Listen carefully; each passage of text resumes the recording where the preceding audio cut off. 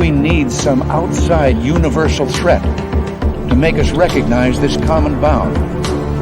I occasionally think how quickly our differences worldwide would vanish if we were facing an alien threat from outside this world.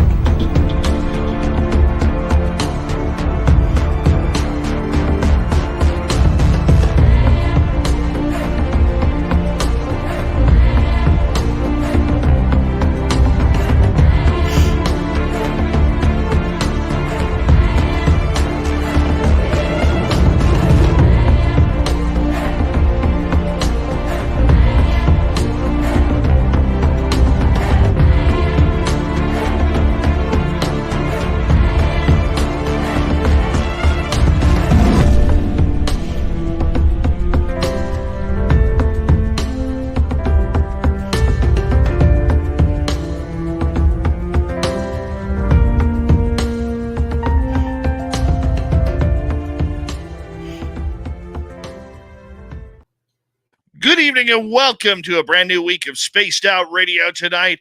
How about them Oilers, people? How about them Oilers tonight?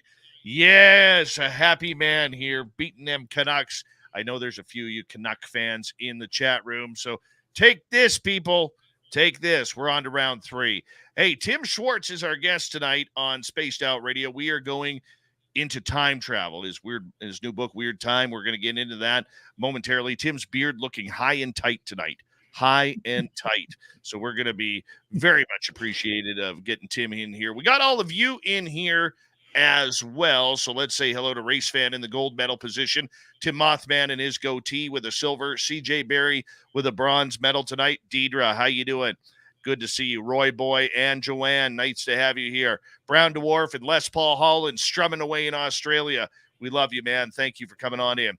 Hi, Corey and Leafy Nebula, Insectoid. Welcome to SOR chat. Cosmic Joe is here. Cosmic Joe will be signing autographs after the show. Line up to the left of the studio, if you don't mind, to the left of the studio. Let us say hello next to Sweet Donna Spencer. Thunderhead, welcome to SOR chat. And who's next on our list here? Buckethead the Soothsayer. How you doing? Hope you're strumming hard. Continuing on with our roll call tonight. Who do we have next here? We got T-Bone, my man, right there, buddy. I know you're a Canucks fan. They came back, but just not good enough. Come to this side, buddy. Come to this side. All right, let's continue on with our roll call here as we say hello next to... who's next? Thomas Rock. Good to see you, my man. Thank you for coming on in. S for Matt. Yes, the Oilers, buddy. All right. Noble Patrick, how you doing? Millennium, my man. Thank you for coming on in. Richard Steele, good to have you here, buddy. And who's next here? Well, let's say hello next to David Hayworth. Good to have you here. Joe, thank you so much for kicking off the Super Chat tonight. The Super Chat is a wonderful way to support what we do on this show on a nightly basis. So thank you very, very much. And continuing on here with our roll call. Up next, Christine Lynn. Sandra Kincaid is here. Sandra Kincaid will be signing autographs after the show as well. Line up to the right of the studio, if you don't mind, to the right of the studio. W. David Page, thank you for that awesome super chat. Greatly appreciate your love and support of SOR. The Chapleau Express, go Oilers, go. That's right. Welcome to SOR chat. Gary Cooper, welcome to SOR chat. Hi, Richard Minnick, Matthew Gutka. How you guys doing? Aloha Dave, Ginger Turtle, Phil the Stalker, Michael Fontaine, and Alex Sanchez. Thank you for coming on in. This, that, and the other thing. Welcome to SOR chat. Sasquatch Guy, Al Garay on Twitch, bench pressed 375 47 times tonight. He's ready for the show. Robert Lamoth, good to see you. Hetty, welcome to SOR chat on Twitter, or X, pardon me. Beelzebrad, has a devil put aside for me. Good to see you. Rexamillion, Operation Shutdown. Good to have you both here. Hi, Skip to my Lou and Chris Teen, nice to see you. Paramarv, good to see you, my man. Hi, Chris. The Ferret and Gory Tiger, nice to see you all here. Aaron Bacca, thanks for coming on in. Ozzy, oi, oi to you. Nina Williams, good to see you. Hello, gorgeous cryptid huntress. How you doing, my friend? Melvin from Mars, good to have you here as we continue on with our roll call. There's Human Carl. a great veteran of the United States Air Force. Thank you for your service, Human Carl. Let's get the radio side going.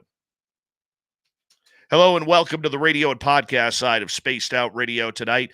My name is Dave Scott. We're going to get things going momentarily as Tim Swartz is here to talk time travel. We are in roll call right now. Hi, Mike Rivers. How you doing?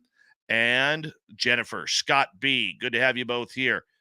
There's Bill WD-40. He is currently lubing us up for tonight's show. You want to go into a show nice and smooth. Bill has us covered because you don't want any of that rigidness. You want smoothness during a show. CS, how you doing? Evening to you. And who else is next? Mama Susan, nice to have you here. Hi, Stargazer at JMJ. Remember, the super chat is open as well. You can shop at our Spaced Out Radio store.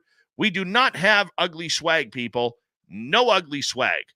We're heading in for a good show tonight, and we got 10 seconds before we rock this joint. Yes, Bill WD-40 lubing us up as we speak. Here we go, everybody. Throw those horns up. Let's rock.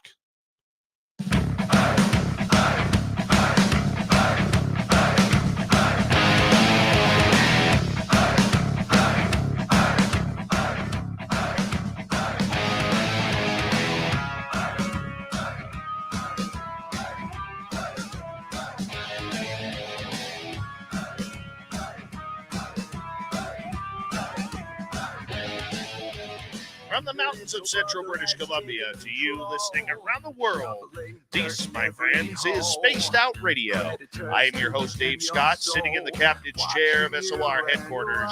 We welcome you to tonight's show on our terrestrial affiliates around North America, digitally on Odyssey Radio, TalkStream Live, and KPNL. All of our archives are free.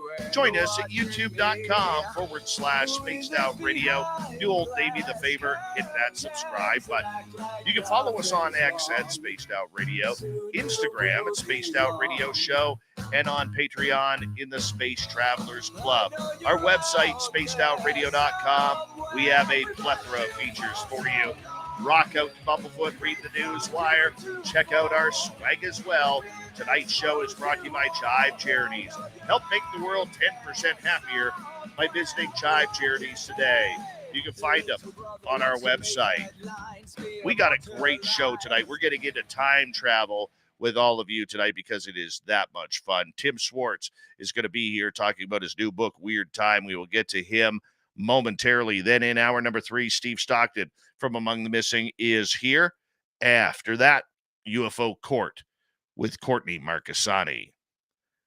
As a photojournalist, Tim Swartz has traveled extensively and investigated paranormal phenomena and other unusual mysteries from such diverse locations, such as the Great Pyramids of Egypt and the Great Wall of China. He has worked with national and international television networks and shows like History Channel's Ancient Aliens and the History Channel Latin America series Contacto Extraterrestre.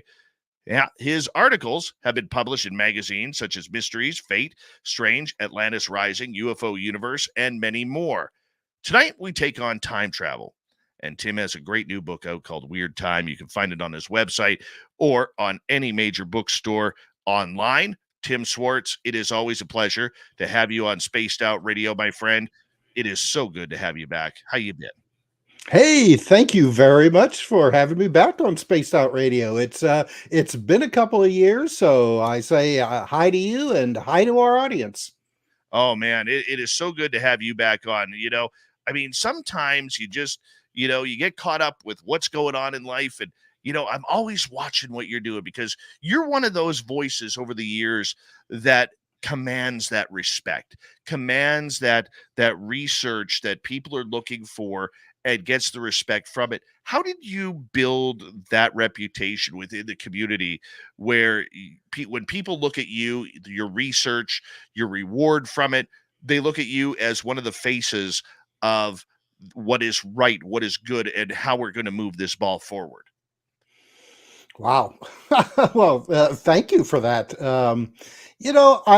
I suppose with me, mainly because I have a journalism background, worked in television journalism for a number of years. And with me, whenever I do my investigations, my research, the important thing is that I vet my information. If somebody brings me a story, then I want to make sure that all of the information is correct. As correct as I can possibly nail it down. Let me put it that way. Uh, you know, uh, uh, and the other thing is that I always tried to make sure that I would do my field work.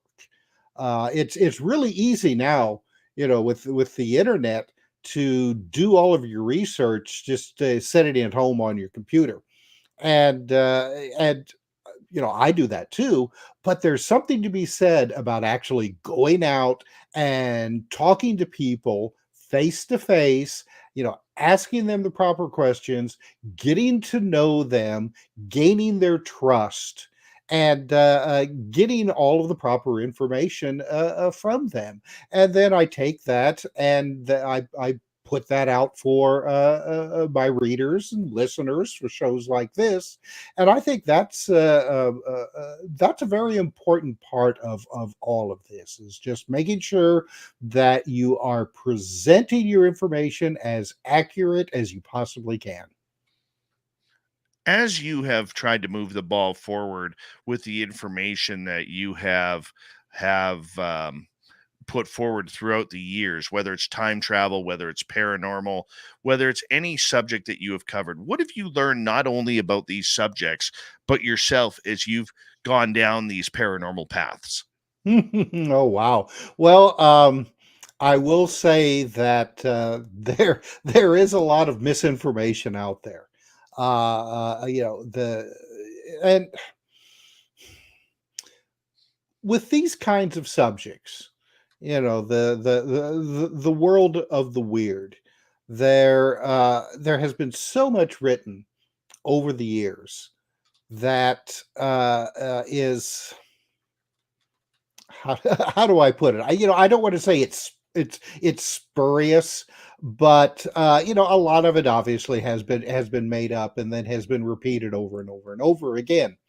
And so you know y- it's just an important part with all of this, because I love this subject, and I love all of it. I mean, I said before the show started, I loved your signs with the Bigfoot breeding area in the background that you have, and I have gone and really researched all of it. I mean, we're here tonight talking about the mysteries of time and space, but I've also looked into, UFOs and ghost and hauntings and cryptid creatures, and it's all just so fascinating to me, and it. I love a mystery. I suppose that's the main thing about all of this, and that's something that I have found out about myself, is that it's the mysteries of our world, the mysteries of our universe that are just always so fascinating. And I know that a lot of people, they really want to know everything. They want to solve these mysteries, and to me, you know that that's a nice part of it. But to me, it's the journey of researching all of this that I really love. And but I'm not afraid also to acknowledge if, say, like a certain story or mystery that I'm looking into ends up having a mundane explanation. No, it wasn't ghosts; it's raccoons in the attic, something like that, and I'm fine with that. I mean, it may be slightly disappointing that it wasn't, a poltergeist or somebody's dead aunt Greta haunting them. But I wouldn't be very good at my job if I just presented everything as an unsolved mystery. If I know for a fact that, well, this story, isn't true. So that's one thing that I've discovered about myself over the years is that I want to be honest, and I think a lot of people appreciate that because like I said before, there are some writers and researchers out there that may not be quite on the up and up. That they're out to they're out to get a story. They're out to get those likes, and if they've got a nice sexy story that they know for a fact probably isn't true, they're going to go and present it anyway. And I don't do that. I have never done that, and I always strive to just be as upfront as I possibly can with my audience, with my readers. Tim, there's so many mysteries that are out there, and you love a good mystery, as you were just saying. Do you think in the end these mysteries are either A, solvable, or do we even want to solve them? Because once you solve something, it's over. It's like building a Lego set. You get all excited to buy that $100 Lego set, and once it's built, you're like, "Oh, that's cool. Now what? Now it collects dust." What's your thoughts on that? Do we want this really? Well, I mean, I would love to know the truth, say about things like the UFO phenomena, or whether or not there are actual giant hairy cryptids running around in the woods somewhere. Um, but one of the things about these types of mystery is that they're very evasive, aren't they? They uh, just when you think, and this is especially true with the UFO mystery, and then some of the accompanying phenomena around it. Just when you think that maybe you've got a finger on what's actually happened, then it changes and goes off in a completely different direction. And you kind of feel like Copernicus, did when somebody finally came up with the evidence that the sun was actually at the center of the solar system, and not the Earth. But yeah, some of this stuff I'm not sure, Dave, if it's going to be solvable with our current understanding of the way things work. Our science is very currently materialistic, and anything that has to do outside of our current understanding is considered pseudoscience. It's not even worth looking at. And I think until we get out of that mindset, that our science, that we've only reached just a minute part of this understanding of the entire reality of the universe, that we're not going to progress too far. And to a to a certain point, I'm fine with that, because, like I said before, I like a mystery, and like you said, um, once something is solved, it's like, well, now what? Well, let me put it this way, Dave. If you solve one mystery, there are plenty of others out there that haven't been solved yet. I know that, and I don't mind solving it for myself. Okay. As an experiencer and as a journalist, I know that from what I have seen and experienced, that a lot of this stuff is real. I've seen ghosts, I've seen Sasquatch, I've seen UFOs, and so on and so forth.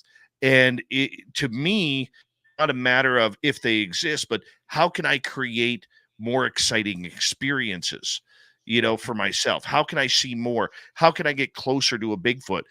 Is my nightly meditation of a UFO landing in my backyard and me getting to step on it consciously for a ride? I want that to happen. That's what I'm putting out to the universe, but let me turn the ties here a second.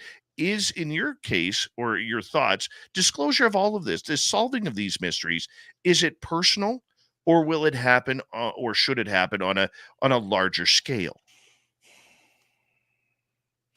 Well, I do think that especially something like the UFO mystery um, is personal.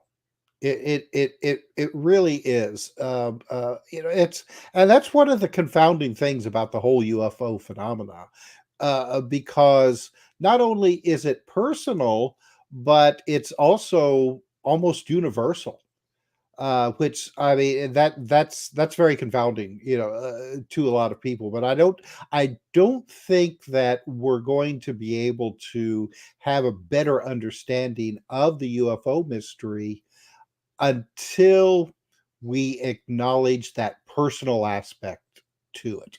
You talked about the meditations of trying to evoke the UFO to land in your yard and things like that.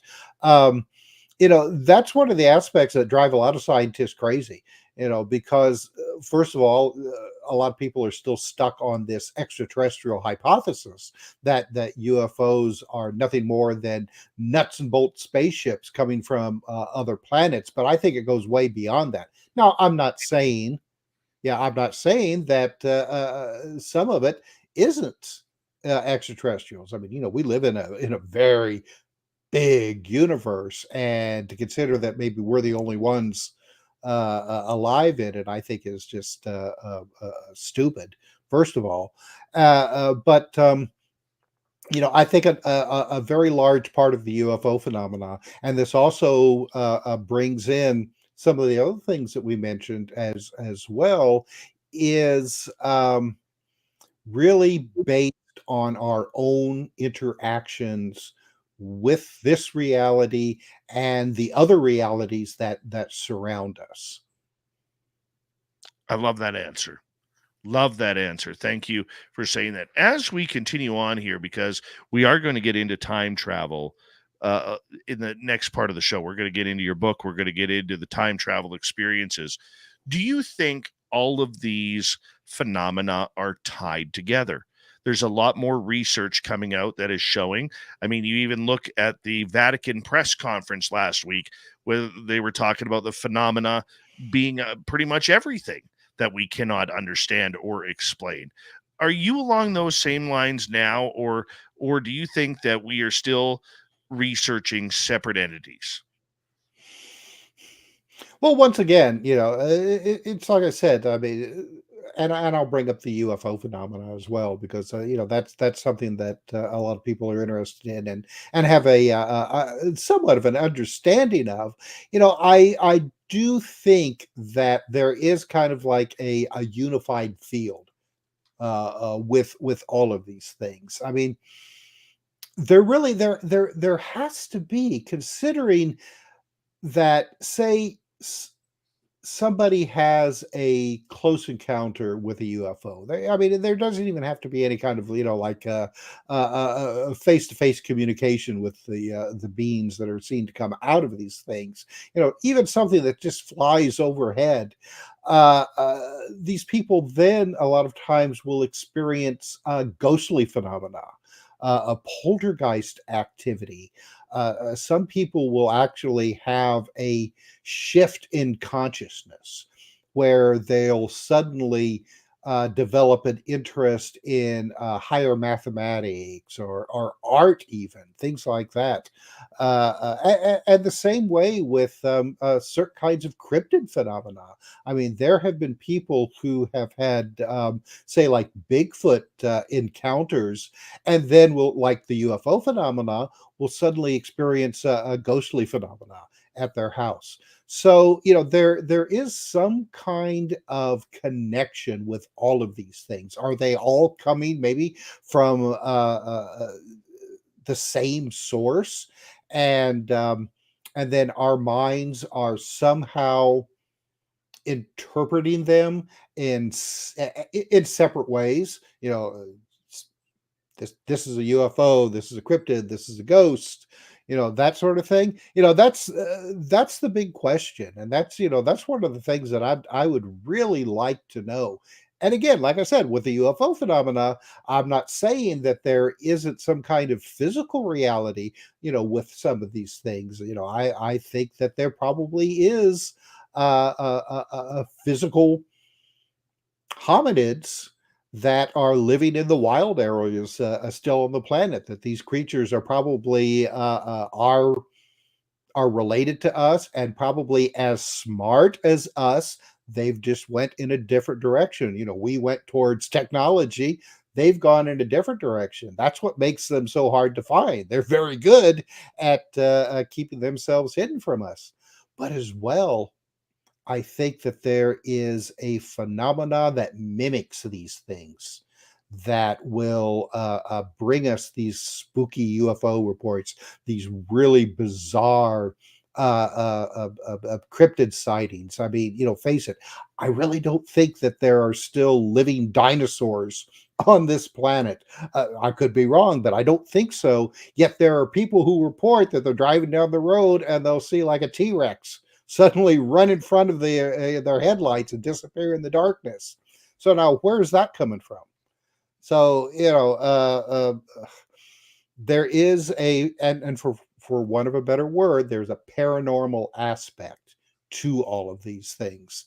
And what this means, I don't know. That's why we're talking about them. That's why we write these books and why we read them. 3 minutes to go here before we got to go to break at the bottom of the hour. Tim Swartz is our guest tonight on Spaced Out Radio. He has a new book out called Weird Time, Exploring the Mysteries of Time and Space.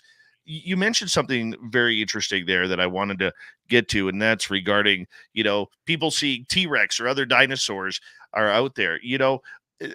I always say, like with Thunderbird, if Thunderbird was out there, we would see literally houses and cars and tree lines literally painted with bird feces. Okay. Like one of those 40-foot birds, I'm sure, is going to drop a deuce, okay, and paint a car that's red to white. You know what I'm saying? And yeah, you don't want to be underneath that. No. So do you think that when people have these encounters, that maybe they are looking into a different period of time? Well, possibly, and that's something that I address in the book Weird Time.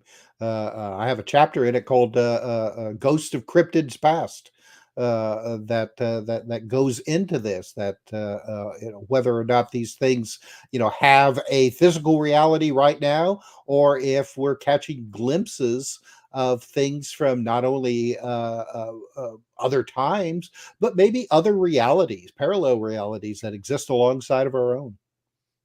I always wonder about that. Always wonder because, people see what they see. And I think this community has become too robust in automatically saying that didn't happen. That didn't happen. No, you didn't experience that. I don't understand why we're so quick to shoot things down. You weren't there. Like I had a guy talk to me same way about my experience with an extraterrestrial in the forest when I met a young lady named Samantha Mowat 10 years ago. He's like, no, you're lying. It didn't happen. I said, oh, do you know where Mission, British Columbia is? Were you in the forest there? Because we didn't see you. Were you there?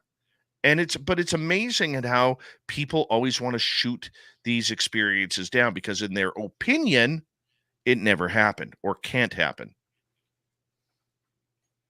Yeah, exactly. It's so easy to dismiss a story that you think is too weird or outside of your understanding. And like you said, were you there? Did you see it? I'm not lying. Yeah, that's the excuse we always seem to give. But we're going to turn the corner here because one of my favorite subjects ever on this show is time travel and the way time can manipulate, whether it's skipping time, missing time, people who vanish into thin air, everything to do with about it, whether or not time travelers are here, whatever happened to John Titor, okay, and everything in between. Tim, I'm so excited to get into this topic when we get back from our break here at the bottom of the hour. I'm so excited to have you back on this show. One of the great researchers of our time when it comes to the strange and weird, Tim Swartz, is here on Spaced Out Radio. And when we return, we're going to get into Weird Time, exploring the mysteries of time and space. This is Spaced Out Radio. My name is Dave Scott, and we're talking time travel when we return on the show. Stay tuned.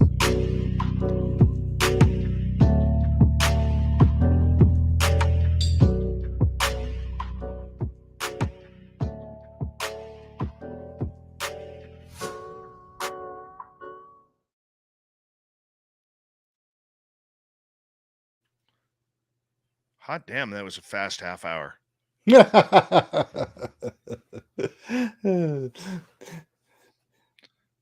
Time goes by fast when you're having fun. Oh, I know, but you're just so amazing, my friend. You are so amazing. You know, you were talking about the like the Thunderbird. You know, I live here in southern Indiana, and right next door, the state of Illinois, you know, back in the 70s had just, you know, all kinds of amazing Thunderbird sightings, even to the point where one kid, you know, in front of his family and friends actually got lifted up off the ground by one that Oh was my. trying to carry him away. And I mean, you know, this didn't happen in a vacuum. Like I said, they were having a yard party, and the kids were out playing. And I guess a couple of these things flew overhead. One of them swooped down and grabbed this kid by his shoulders. He was about 10 years old, and actually managed to get him up off the ground. Holy Oh yeah, yeah. So I mean, you know, where are these things hiding if they are real physical creatures, you know, that exist all the time? Oh, I know. I know. This is Yeah. what I don't get. You know, I mean, we had a situation last summer where we got warned, as silly as this sounds, 7 of us experienced it. We got warned by a Sasquatch that in between the Sasquatch and us was an alien and a UFO. Really? Yes. It was Wow. incredible. Yeah, it was absolutely incredible. We were investigating an area here that is extremely haunted in the middle of the forest. A plane crash in 1965 killed 52 people there. It's still Hmm. an open investigation by the Royal Canadian Mounted Police. It's Canada's largest unsolved mass murder. Mm. And a bomb was on that plane going from Vancouver to Whitehorse, Yukon, Oh my God. and blew up. And long story short, we were there, and it was about 7:45 at night. My intuitive Samantha and I started getting the feeling that we were being watched by something. So we walked down the path from where our base camp was down to about halfway between there and the exit. We started feeling electricity running through our feet. We're in the middle of the forest. Yeah. There is um, there's no electricity out there. You know, we're 25 miles from town. No electricity. There's no power lines, no cell phone towers, nothing. And we continued walking, and then our buddy Merle walked past us and did turn left down another trail, and we followed him. I'm paraphrasing what happened here. Our audience already knows, but I'm filling you in. And when we walked over to where Merle was, we got roared at by a Sasquatch way off in the distance. It was probably a 15, 20-second one-pitch roar. Oh God. Yeah. And from there, we started to walk back to base camp. And that's where we got growled at at base camp by something deep and guttural. We thought it was a bear. And because we have grizzly bears and black bears up here. Mm-hmm. And so as we were hurrying back to base camp, I was looking through the trees to see if there was any bears coming, because we don't want to be snuck up on by any bears. And that's where I saw the metallic brown object on the ground. And I didn't see the alien, but the other 6 saw about a 6-foot gray walking through the trees. Really? Yeah. And when I went back to look at the craft like 15, 20 seconds later, it was gone. You didn't see it fly away. It just disappeared. It was just like it blipped out. Yeah. Yeah. Huh. Crazy. So now, how did you get the warning about the alien? Something from our base camp literally went with a guttural the way only a big predatory animal could. Okay. We thought it was a bear, because you want to think rationally. but all of our food, all of our drinks, all of our equipment, everything there was still intact. Bear would have ripped it up in a heartbeat. Oh yeah. Oh yeah. All right. 15 seconds here. 1 second. Thank you, Joe, W. David Page, Sasquatch Gee, Deidre, T-Bone, and Maggie for the super chats. Very much appreciate the love and support, everybody. Here we go with the second half hour.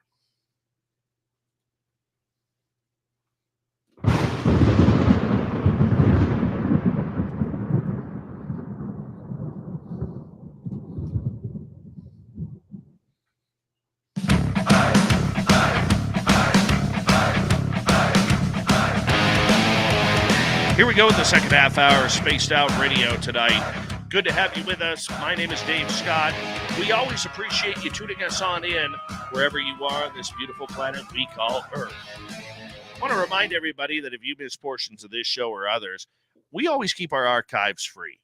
You could get them on any major podcast network or at youtube.com/Spaced Out Radio. Just hit the follow or subscribe button.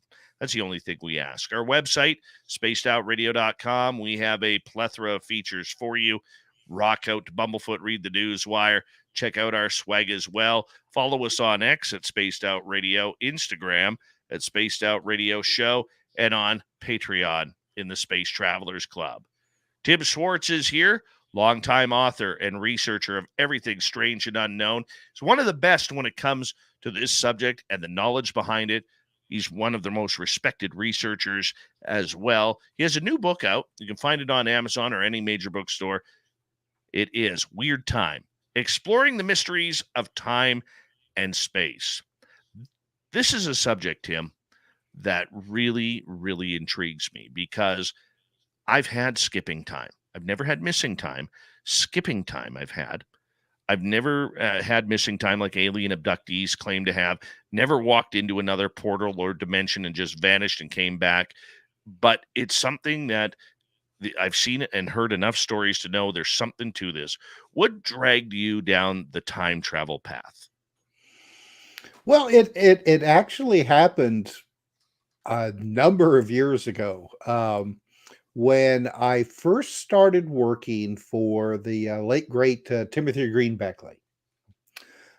He had a publishing company which I worked for with Tim for a number of years. I mean, just right up until he passed away a couple of years ago. And but early on, he had an author who wrote under a pseudonym by the name of Commander X. And I'm sure you've heard of Commander X, and I'm sure a lot of people have heard of Commander X.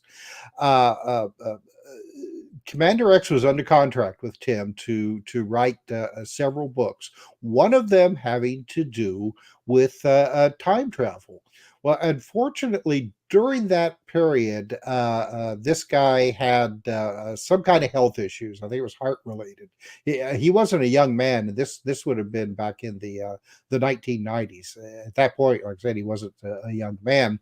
So Tim asked me if I would be willing to take on a couple of these books and help finish them up. One of them being a book about time travel. Now, at that point, Commander X had written and had gathered a little bit of information that was going to go into the book. And he was concentrating more along the psychic and magical type of scenarios of time travel, like some of the old grimoires and stuff that would have spell castings for time travel, as well as meditations and astral projection types of attempts at time travel. But naturally enough, I mean, I wanted to look into some of the more I suppose traditional time travels, whether or not people have actually made machines that could time travel, some of the pop culture, and then then I discovered also the whole time slip phenomena, which is something where somebody will be, say, walking down the street and suddenly find themselves what appears to be a past time or even a future time. And I mean, this is a like an all-encompassing effect. Um, the present day will just completely disappear. The cars on the road will change to, say, to horse drawn buggies. The concrete sidewalk will turn into bricks. They're able to hear and smell everything that's going on around them, and then almost as quickly they'll find themselves back in the present again. Well, I found this extremely fascinating, and the more research that I did, the more of these stories that I uncovered. I mean, you would be amazed how many people have had very similar types of experiences. So that's what really helped get me into this. I finished this book, and Beckley published it, and it really took off. Naturally, I mean, people are fascinated by time, and whether or not you could travel to the past or the future. But I had so many people then start sending me letters and emails with their own experiences, with not only time slips but other forms of, like you said, like with time skips and missing time, gained time. I ran across several, especially along the lines of UFO experiences, where people, instead of having missing time, when they get home, they find that they've gotten home a lot faster than they should have. But that's what really got me started on this. And all these years later, I've always wanted to get back into the subject, and especially approach it uh, looking at some of the newer um, physics and theories about time that's now going out there, about the nature of time. Because when I wrote the original book, time was still kind of almost a forbidden subject. With scientists, they didn't. With the exception of Einstein, and of course, this was even before Stephen Hawking wrote his book. So, I mean, time was kind of one of these woo-woo things that most physicists didn't dare to try to touch. Well, that's changed now. So I wanted to bring these new ideas into this book, and also to bring in some of these other writers that I know that have an interest in the subject as well. When you look at everything, I mean, you broke it down so right. I didn't realize there were that many topics of time travel on there, because I didn't equate, say, a time slip with, say, somebody coming back from the future, whether it's Michael J. Fox in a DeLorean or John Titor or whoever. I didn't equate them as to being the same thing. Were you kind of mystified that they all kind of fall under the same realm?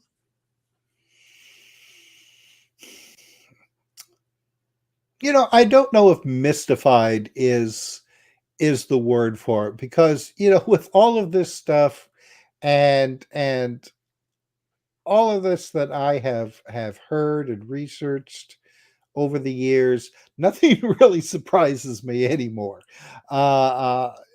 If somebody were to come to me and tell me that they were in their car, and all of a sudden that they were in their car in the year 2030, and the next thing they know, that they are here now and haven't found a way to get back. Well, okay, I may be I'll definitely be skeptical, because I've heard a lot of weird and wild stories, over the years, Dave.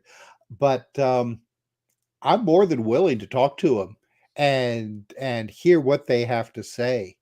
And if I judge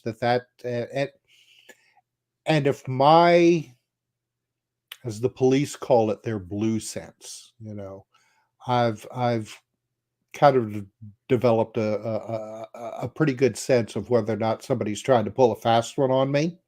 And if that sense comes forward and says, "Yeah, this guy's being honest," at least he thinks he's being honest. You have to take that in consideration too. Then, yeah, I'm going to listen. I'm going to listen to him, and yes, I will be mystified because that's the fun of it all, being mystified by all this stuff. And like you said, there are so many diverse things going on when it comes to the mysteries of time and space. I mean, the book Weird Time. I mean, it comes in at 350 pages, and I probably could have had another 350 pages that I had to edit out, during that process. Because you don't want to get you don't want a book to get so big that if you drop it, you're going to break your foot. True. So yeah, I mean, there's just so much going on that it still amazes me to this day. It amazes me too. This may sound like a stupid question, but I'm going to ask you this, considering you've just written this Mhm, book. mhm. Have you ever had a conversation or met with a time traveler? Hmm. One that you believe? Um, well, and I'll get into it later if you want. I mean, I had my own time slip experience. Whether or not that makes me a time traveler, I don't know. But I mean, I've known for a few years, and actually met him again last year. There's um, Andy Basiago. I Yes. don't know. Yeah, I don't know if you're familiar with him. There's just something about his story. I mean, as far fetched as it sounds, and his story is that he was part of a government time travel project when he was a kid. His father was part of this, was a scientist, and they had discovered that children were the best ones to be able to utilize the time travel technology without scrambling them up too much. Um, and based on, I guess, some kind of Nikola Tesla technology that was discovered after he passed away. And there's just something about his story that just always, you know, I can't just outright dismissing as so many people do. Now, some of the stuff that he talked about, like, he said that he was going to be president during the last election, that was one of the things that he That's what saw ruined it when for he me. was time traveling. Yeah, yeah. That's what ruined it for Uh, me. and, and that future presidents like Barack Obama had been basically groomed from a young age to be president, and were also. I'm trying to think if they were also, but there was like this Mars aspect, that there were bases on Mars that were part of this whole operation, and but I mean, Andy's story always remains consistent. He has never embellished upon it. From the time that he first started talking about this to now, it's pretty much stayed the same. I mean, and somebody who likes to spin a good yarn will add on to it usually as time goes on. To once his audience starts to wane, then, well, like, oh, well, did I tell you that we also were visited by aliens, time traveling aliens from Zeta Reticuli? Yeah, that's it. That's the ticket. But Andy never did that. Andy just stuck with his original story. And if you talk to him, I mean, it's just, he looks you straight in the eyes and tells you these things. And I do remember one of the things that always fascinated me about Andy is that years ago, he talked about how he was told that these experiments would probably lead to certain health problems as he grew older. Yes. And he talked about these health problems at a time when he hadn't had them, and sure enough, now he has these health problems. He's practically blind now. Uh, uh, and I don't want to get into it too much, but some other things. So I don't know. I mean, out of all the people that I have talked to who have claimed to have been time travelers, he is the one that I wonder if there is not some kind of basis of fact, in his story. Now, one of the things about time travel that I've speculated on in the book is that once you do that, you're never able to come back to your original timeline because if you travel to the past, just going there is going to be enough to probably alter.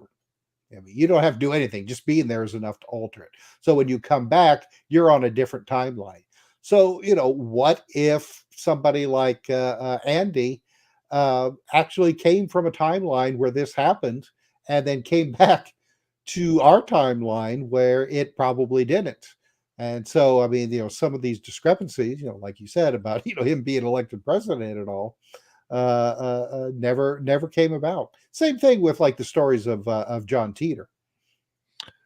Let's get into John Titor for a second because I could talk about this subject. Actually, let's skip Titor right now. Let's talk about Andrew Basiago. Hmm. I have talked to him only on the phone for about 2 hours. And unfortunately, due to his health, he's not doing very many interviews, especially in the evening now where he's really struggling. You know, I've talked to people who've been close to him and that if he were to raise his shirt, it looks like the game of Operation where Mm, there's scars all over his body from jumping in and out of these so-called jump rooms as a kid, and it did have right. physical effects on him. There's a lot I want to believe about this, but why do you think that n- others, and there were allegedly hundreds in this program, according to Andy, how come Right. they never came out? Yeah, that's a good question, isn't it? And I wish I had a good answer. It He it named it. names. He did name names. Yeah, he did. He did. Again, is this a situation where somewhere along the lines that when he jumped back into a different world, uh, uh, where this whole operation really didn't exist? Uh, uh, I don't know. There have been people who have come forward and said that they have been part of time travel operations, but to me, they have never been convincing at all. Not like Andy. Um, and and and I tell you, one of the things that first got me thinking about the reality of what he was talking about is that he was on a one of these shows. I can't remember what it was. It's been a number of years ago, where he took the host and a camera crew to one of these locations outside of one of the main corporate buildings. That it's the building is still there, but it's not owned by the same people any longer. And he was showing one of these like halfway houses, so to speak. It was a house that was outside of the fence of this corporation, and that's where he and his dad would stay before. they would go and do their time jumping. Well, while they were filming outside of this house, this woman came out, and naturally she was curious, why these people with cameras were outside of her house, and Andy described how the interior of this house looked while he and his dad was staying there. This woman had been at this house for a number of years, and she confirmed that when they first moved in, that was how the interior of the house looked. Certain aspects, paint, the colors of the walls, rooms located, where they were, and she confirmed everything that he was saying. Yeah, this is how this place looked. So, I mean, to me, it just made me think that he was involved in something that he says was time travel technology. I can't prove it one way or the other, but it's like we talked about, earlier in this program. Um, there are so many knee-jerk skeptics out there who will go and just automatically say, "Well, that's just crazy. You're crazy. That never happened." And like you said, were you there? So I don't know. I don't know. Andy continues to insist that this all happened, and I'm inclined to believe at least some of the things that he said actually happened. I want to believe. I'm, I'm going to be one with you. I want to believe Andrew Basiago. I really do. I do have a lot of questions, just like everybody else does. But Sure. let's turn the time. What's wrong with not believing his story? Mhm. Like you said just moments ago, there are people who will have opinions saying, "Oh, he's full of it. None of his stories add up." But you've, I think, brought a good counter argument to that, stating, "What if the timeline has changed? What if he wasn't able to go back to that original timeline, but has been going back to back to back to ones that are similar?" I mean, that is possible. I've never thought about it that way, Tim. Well, and one of the things that we talk about in the book, Weird Time, is the idea that there are parallel realities that exist alongside of our own in this universe. I'm not talking about different universes, but I'm talking about alternate realities. Maybe an infinite number in either direction from our own, and there's the possibility that some of these alternative realities would would be on a slower or faster time than ours. So if you were to jump from this reality into another one, their timeline would be like ours in, say, like the 1920s, something like that.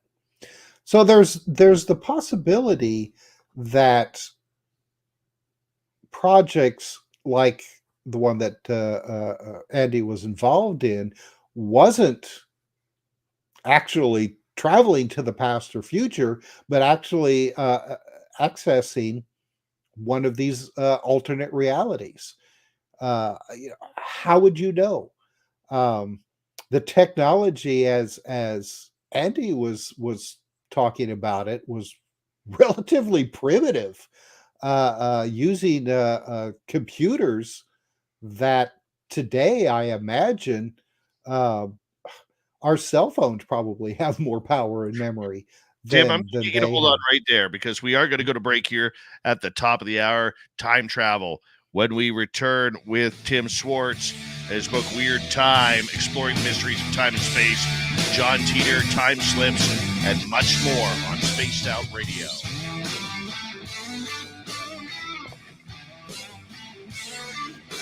This is Spaced Out Radio with host Dave Scott.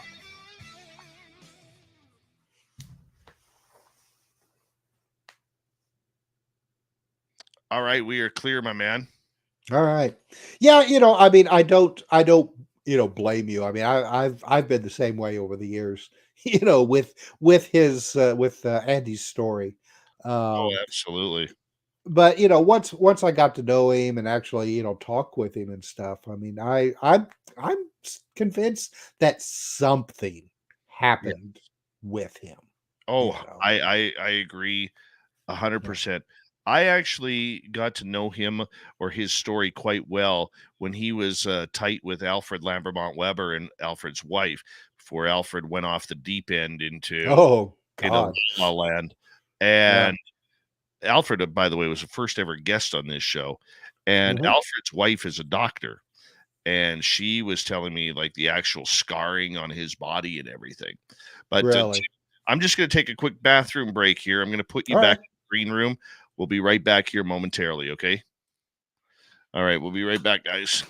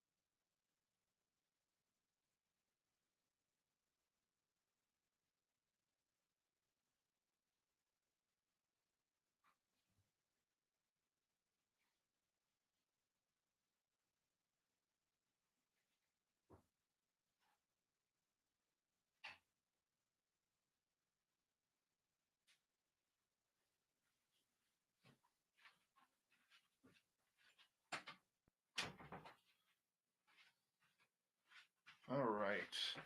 I am back. Bring Tim back in here. Sorry about that, Tim. No, never apologize for having to take a pee break. Yeah, it'll happen in an hour again. Mm-hmm.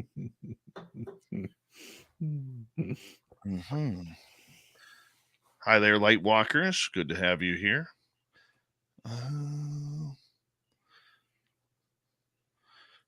Chris with a K, welcome to SOR chat.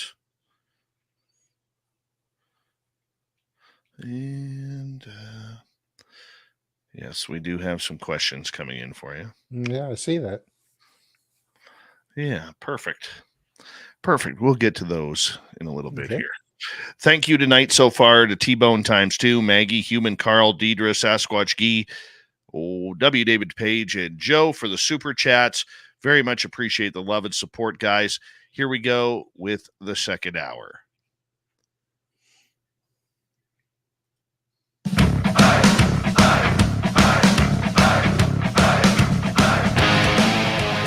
Hour number 2 of Spaced Out Radio is now underway.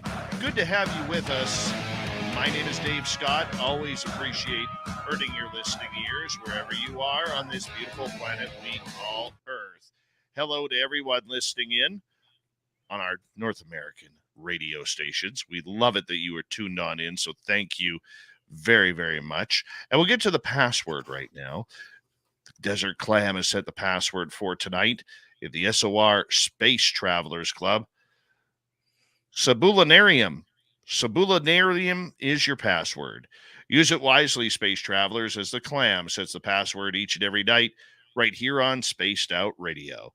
Our website, spacedoutradio.com. We have a plethora of features for you. Rock out to Bumblefoot, read the news wire, check out our swag as well. Follow us on X at Spaced Out Radio, Instagram at Spaced Out Radio Show, and on Patreon in the Space Travelers Club. All right, let us say hello once again to author, researcher Tim Swartz. Brand new book just came out May 2nd. Weird Time, Exploring the Mysteries of Time and Space. Tim, one of my favorite subjects ever. Thank you for being here, man. Oh, my pleasure. Thank you for having me. All right, this goes more than just a DeLorean at 88 miles per hour. That is for certain. You talked about time slips. I've had time slips where, believe it or not, happened at the same intersection in Vancouver twice. Once when I was going to work and once when I was coming home from work. I was ready for the light to turn green. It turns green. I start to go. And next thing I know, I look up and it's a red light and there's traffic coming on me. Now, thankfully, both times there was no cameras at that intersection. So I didn't get a ticket. But thankfully, even more, I never got in a car accident. But I watched those lights turn green. And it messed me up. And it was only split seconds that I was missing. I know I didn't fall asleep behind the wheel, to or fro. I don't know how to explain it. It's one of my own personal mysteries. You've had it happen too. What happened to you? Right. And you won't find this in the book. I'm willing to talk about it, on shows like yours. But when it comes to writing about my own personal experiences, I tend to try to avoid it a little bit, so to kind of keep those skeptics at bay, who are like, who just automatically dismiss you and say, well, you're just trying to add something to convince people to sell more of your books. No, that's not the case. With me, this happened when I was about 16 years old, and with a new driver's license. And back then, back in the prehistoric days, when you got your driver's license, you could just go and immediately drive. Now, I guess, I have a 17-year-old daughter. When she got her driver's license, you've got this grace period where it takes a while. You can't have people your own age in the car with you for like 6 months, things like that. But with me, no, you get your driver's license, and I mean, you could pile as many kids as you wanted to in your car. But this time, It was just myself and a friend, and we had borrowed my dad's old station wagon, and just for the purpose of just doing some driving. Let's take the car out and see what kind of trouble we can get into. So we were on this highway that, and I can tell you, this was a highway that went from Alexander, Indiana, which was a town that was east of where I grew up. This road went from Alexander to Marion, Indiana. So we were going to go about halfway, check out a drive-in theater that was about the halfway point, see what was playing there, and then come back. Well, on our way back, and this is very, very rural area, we got a flat tire. So I pulled off on the shoulder of the road, which unfortunately was very gravelly, and I could not get the jack in a good position to jack up. It was the rear tire, and it kept slipping in the gravel. And we were trying to figure out what to do. Now we had stopped in front of a farmhouse. Now this farmhouse set off from the road, and there was like a sidewalk from their front door that came out to the shoulder where their mailbox was. And after a while, this older gentleman came out, and he had like a flat piece of plywood that we were able to then make a base underneath the jack and get the tire changed and go on our way. Well, when my mom found out about this, she insisted on baking a pie or a cake. I can't remember which one it was, so that I could take it back and thank this guy for helping us. So when I went back, and I knew exactly where this happened, I could not find the house. The house was gone. I drove up and down this highway a number of times looking for this house. The closest I came, and I thought this was the location, there appeared to be maybe a foundation of where a house used to be, but it was all overgrown. Now, the curious thing was that the sidewalk from the house that led to the road, on either side were teacup roses, bushes. And these are very, very kind of like a bushy, almost like a wild rose look to them. And they were on either side of the sidewalk. I remember this. Well, those bushes were still there, albeit by this point were just completely wild and overgrown. The sidewalk wasn't even there, but you could tell that there used to be a sidewalk there, but there is no house. No. So I can't explain it. Was it a time slip? Was it a ghostly experience? I don't know. To this day, it leaves me wondering about it. And for the funny thing about it is that for the longest time I actually kind of forgot about it, and it wasn't until I was doing the research on time slips that I was running across these other stories, and it got me thinking about this incident, and I'm like, I wonder if that's what happened to me, and so I don't know. It was a pretty bizarre situation, which at the time was just kind of a shoulder shrug. Well, I can't find the house. Doesn't look like it's there. I must be in the wrong place. But I'm certain I wasn't in the wrong place.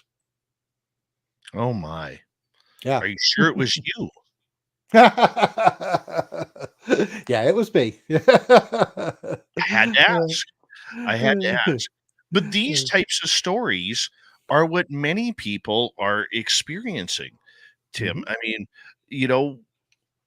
do you believe that these stories we always seem to tie it to alien abduction, these missing time where a person, sees these lights and orbs around them. Sometimes they see aliens, but it seems very rare, but usually lights and orbs where all of a sudden they look, the next thing they know, they're 60 miles down the road. Their vehicle's pulled over on the side. It's 4.5 hours later. They have no idea how they got there. Would you equate that to a time skip, or would you equate that to something a little bit more different, shall we say? Mhm.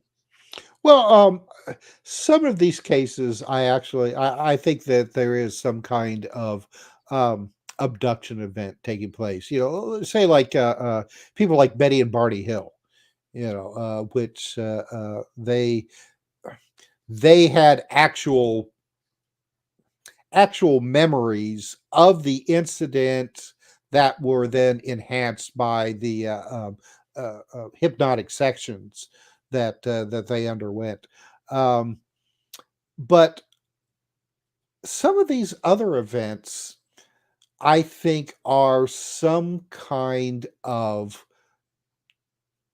time manipulation caused by whatever UFO phenomena that they were encountering, and and of course it's one of my favorite ideas to throw back and forth is that the UFO phenomena may actually be time travelers. That if you have got the ability to time travel, say, it's us from the future. Now, I'm not saying that I believe this, because remember, Dave, I don't believe in anything. Because if you go and set yourself up with an established belief system, then that closes you off to new information. All right. So, say future us has developed time travel.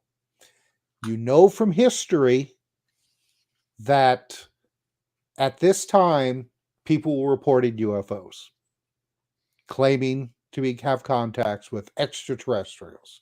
Well, what better way than to disguise yourself? If you were to come back into the past and maybe accidentally get discovered or deliberately get discovered, to then pass yourself off as extraterrestrials.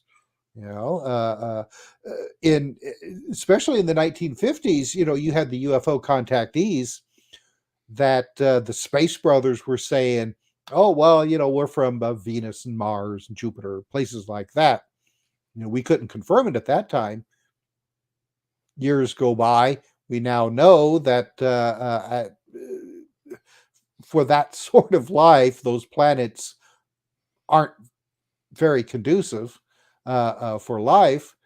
So then the stories start to change. These contacts are saying like, "Oh, well, we're from Zeta Reticuli. Yeah, go check that one right now, punk."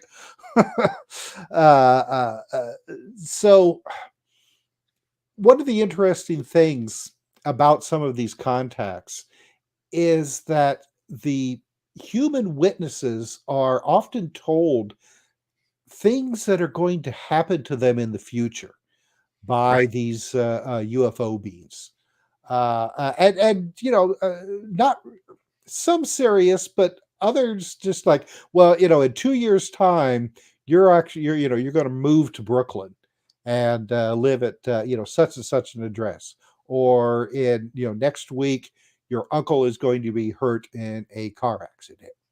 Now, if you were talking to explorers from another planet, that this would be information that they wouldn't know or even care about if they happen to run across, some humans. But if these are time travelers and they know that they're not going to be believed in the first place, that for whatever reason for these contacts, that could be a possible explanation. Now, the other thing is that I think that if you are going to have some kind of travel across the stars, it's probably going to involve time travel because of the vast distances. Teleportation wormholes, that's going to be time travel. Uh, uh, so people who have these close encounters with UFOs that then experience missing time, it could be a result of just being too close to whatever propulsion system is being utilized by these ships. There was a case that I investigated with two women from Ohio that they had a UFO fly overhead while they were coming home from a shopping trip. It caused their car to stop working. It just like froze, and they experienced what's called the Oz effect, which is everything goes silent around them. And they felt like, as they described it, that they were no longer in this world, that they were separate from this world. But then when the UFO flew away, the car started up again on its own. And when they got home, they found that they had gained time, that they were home about 45 minutes sooner than they should have been. So that's a good story. Dr. Michael Masters has a theory about the time travelers being us from the future. He calls them extraterrestrials. Mhm. And Michael is not only a good friend of this show, but just a brilliant anthropologist and a wonderful thinker of this topic. Do you think that it is us coming back, or do you think that this is from a different timeline, different era, maybe 3, 4, 5, 600 years plus ahead in the future where we are today? Or do you think this is aliens? Do you think that these craft that people are seeing are actually from a different solar system, different planet? What do you think on this? Because it's such a vast topic. Yeah, and I want to point out that Sean Castile, one of the authors in our book, has a really good interview with Dr. Masters. So, it's why not all of the above? Because if you have developed time travel, um, then you can bring in different groups, different races from all across the time spectrum. I mean, it could very well be that sometime in the future that we do run across an extraterrestrial race who got here utilizing a time travel drive, and now there's kind of like I don't know, what would you call it, like a time corpse, where not only do you have extraterrestrials, but you also have people from the future. You also have people from the past and the present who have been brought in to it as well. If you have the ability to time travel, then really the entire universe is open up to you, and you can bring all kinds of different minds and great thinkers, into your fold to help with whatever is going on. And I do think that there is something going on along these lines. I think that Dr. Masters has some very excellent points with his theory. Um, he he considers the whole block time idea to be what he bases a lot of his ideas off of, and block time is this idea that uh, uh, the past, present, and the future all exist simultaneously in the fourth dimension, and it's impossible for our meager three-dimensional minds to conceive this. And the best way that I could describe it is to think of time as almost like a location. All right, that if you are able to experience the fourth dimension directly, that the past would be down the road and the future would be up the road. and all you would have to do to go to these locations is just go, drive down, to the past and experience it, and then drive back to the future. And I don't. I'm still agnostic when it comes to block time, uh, uh, because I still like to think that there is the possibility that the future can still be changed. All right, that possibly that there are certain pathways that are more likely, but that our decisions that we make every day can influence the future and send you off into different timelines. The block universe has it that everything is set in place. And one of the reasons that you can travel to the past is because you already have traveled to the past. That it's already set.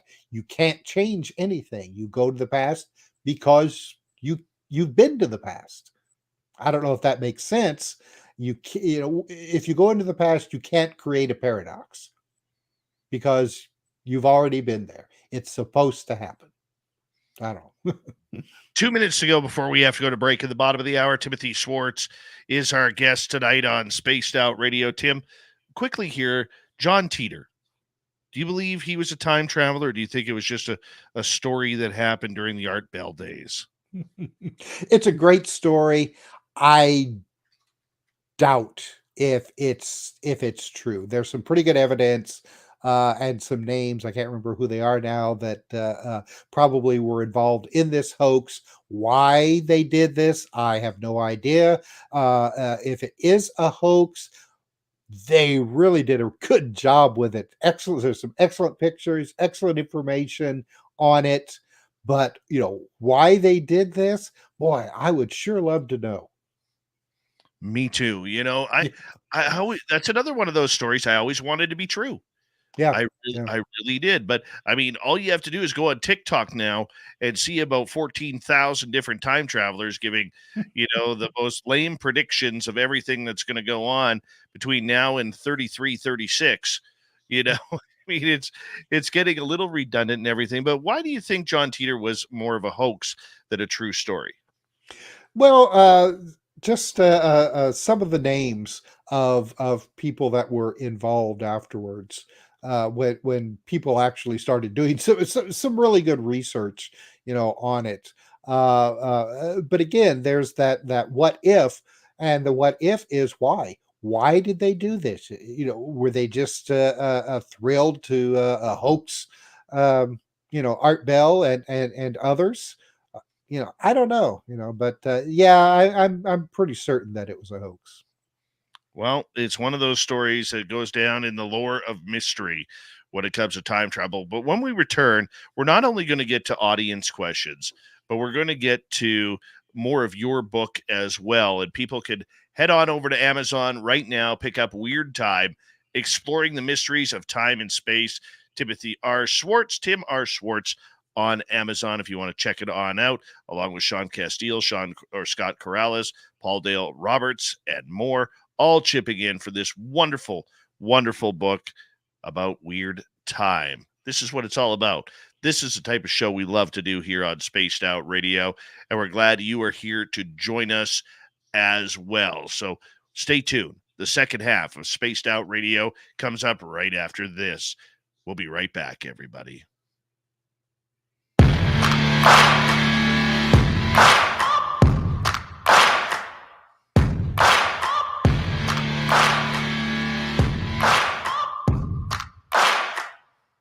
You're listening to Spaced Out Radio with your host, Dave Scott.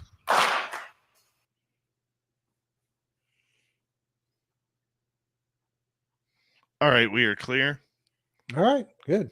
Boy, this time's going fast. We're missing time here. Damn near broke my glass. It is. Maybe wrap off. Oh. That's okay. Yeah, the John Titor story, boy, that's one of those ones that's, it's like Mondays and Tuesdays, I'm not going to believe it. Wednesdays, well, maybe there could be some truth to it. But then Thursdays and Fridays, I'm back to not believing it again.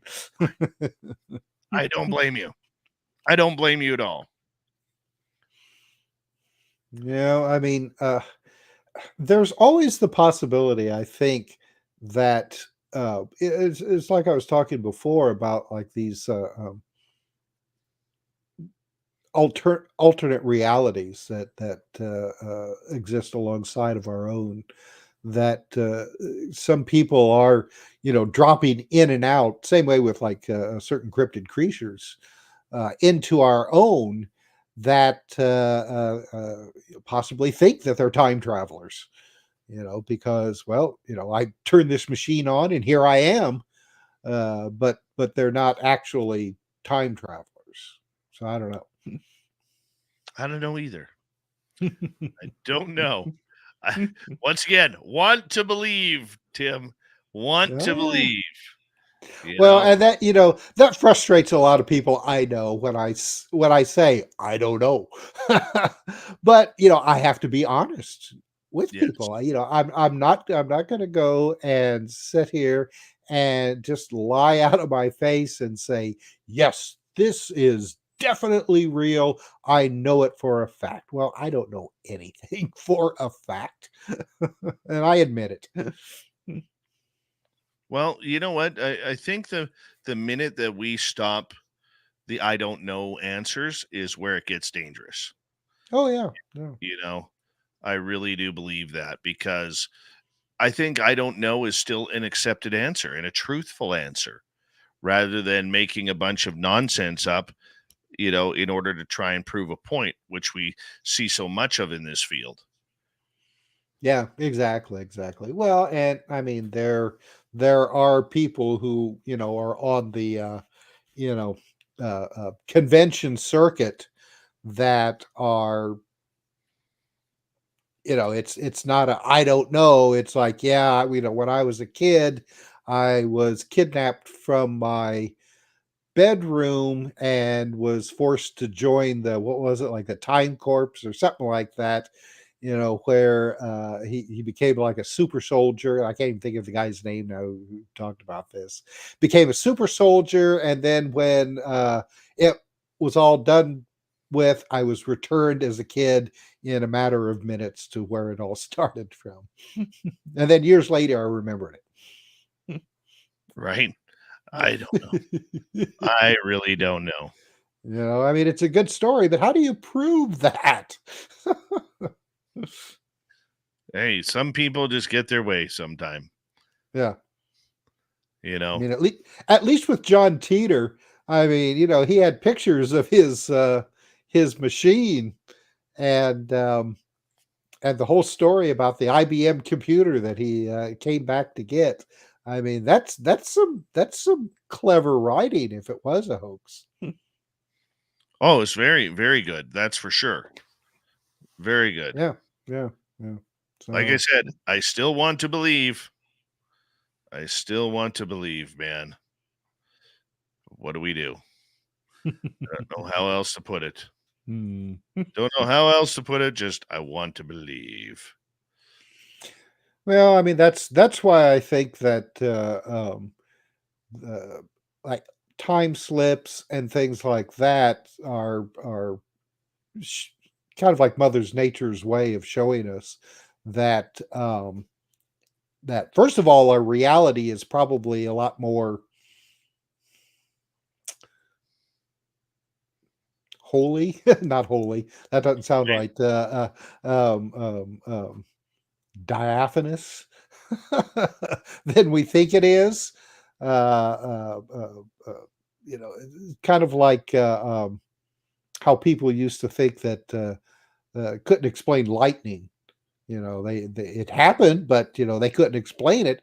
So I think that time slips is kind of like the same situation, that it's some kind of natural process that we don't understand yet. Yeah. Totally could be.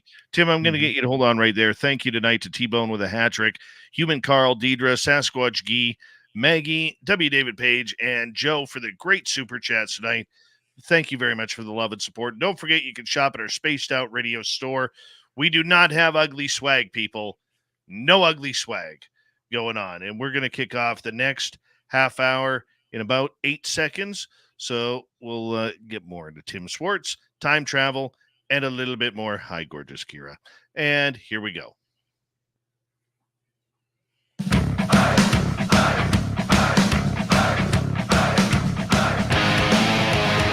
Here we go with the second half of Spaced Out Radio tonight. Good to have you with us. My name is Dave Scott. Always appreciate hurting your listening ears wherever you are on this beautiful planet we call Earth. Reminder to all of you that if you miss portions of this show or others, you can always check out our free archives by going to youtube.com/Spaced Out Radio. Do old Davey the favor, hit that subscribe button. Our website, spacedoutradio.com. We have a plethora of features for you. Rock out to Bumblefoot, read the news wire, check out our swag as well. Follow us on X at Spaced Out Radio, Instagram at Spaced Out Radio Show, and on Patreon in the Space Travelers Club. We have Tim Swartz till the top of the hour, author, researcher, and a brand new book, Weird Time, Exploring the Mysteries of Time and Space. Now, Tim, one of the things that I'm interested in your book, Weird Time, is that you actually have a little piece of the Vatican in there. And yet, just before this past weekend, the Vatican came out talking about ghosts, about paranormal, supernatural phenomena, and everything in between. Kind of coincidental, I think. Mm-hmm. Yep. It's very interesting, isn't it? But the Vatican's... Oh, go ahead. On that. Well, the takeaway from me on this is that, when it comes to especially paranormal phenomena, you can't trust it. All right. And what I mean is, and this was something that has, this was written by Emanuel Swedenborg, back in the 1960s, the 1600s. This was a guy who was a very esteemed mathematician who then had spiritual epiphanies and developed this whole cosmology based on spiritualism and religion. And at one point, he said that when the time comes that the spirits start openly talking to people, you shouldn't believe anything that they say because they tell nothing but lies. And I think this is something that the Vatican is attempting to do, especially when it comes to certain kinds of, say, like Marian apparitions and visions and things like that. You have to be extremely cautious with this kind of supernatural occurrences,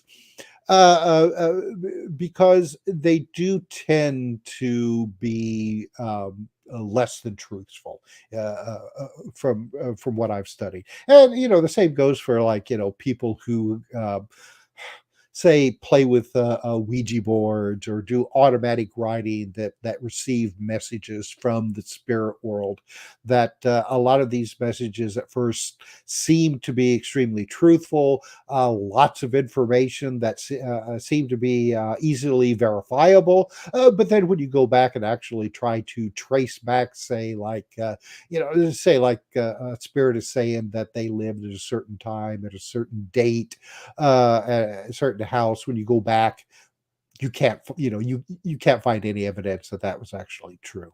So I think that's one of the things that the Vatican is attempting to do, is to kind of squash down this ever growing belief in the supernatural, to the point where people who aren't that discerning will accept anything that comes at them, or what other people are saying came at them, and are then trying to preach say like a new gospel, so to speak.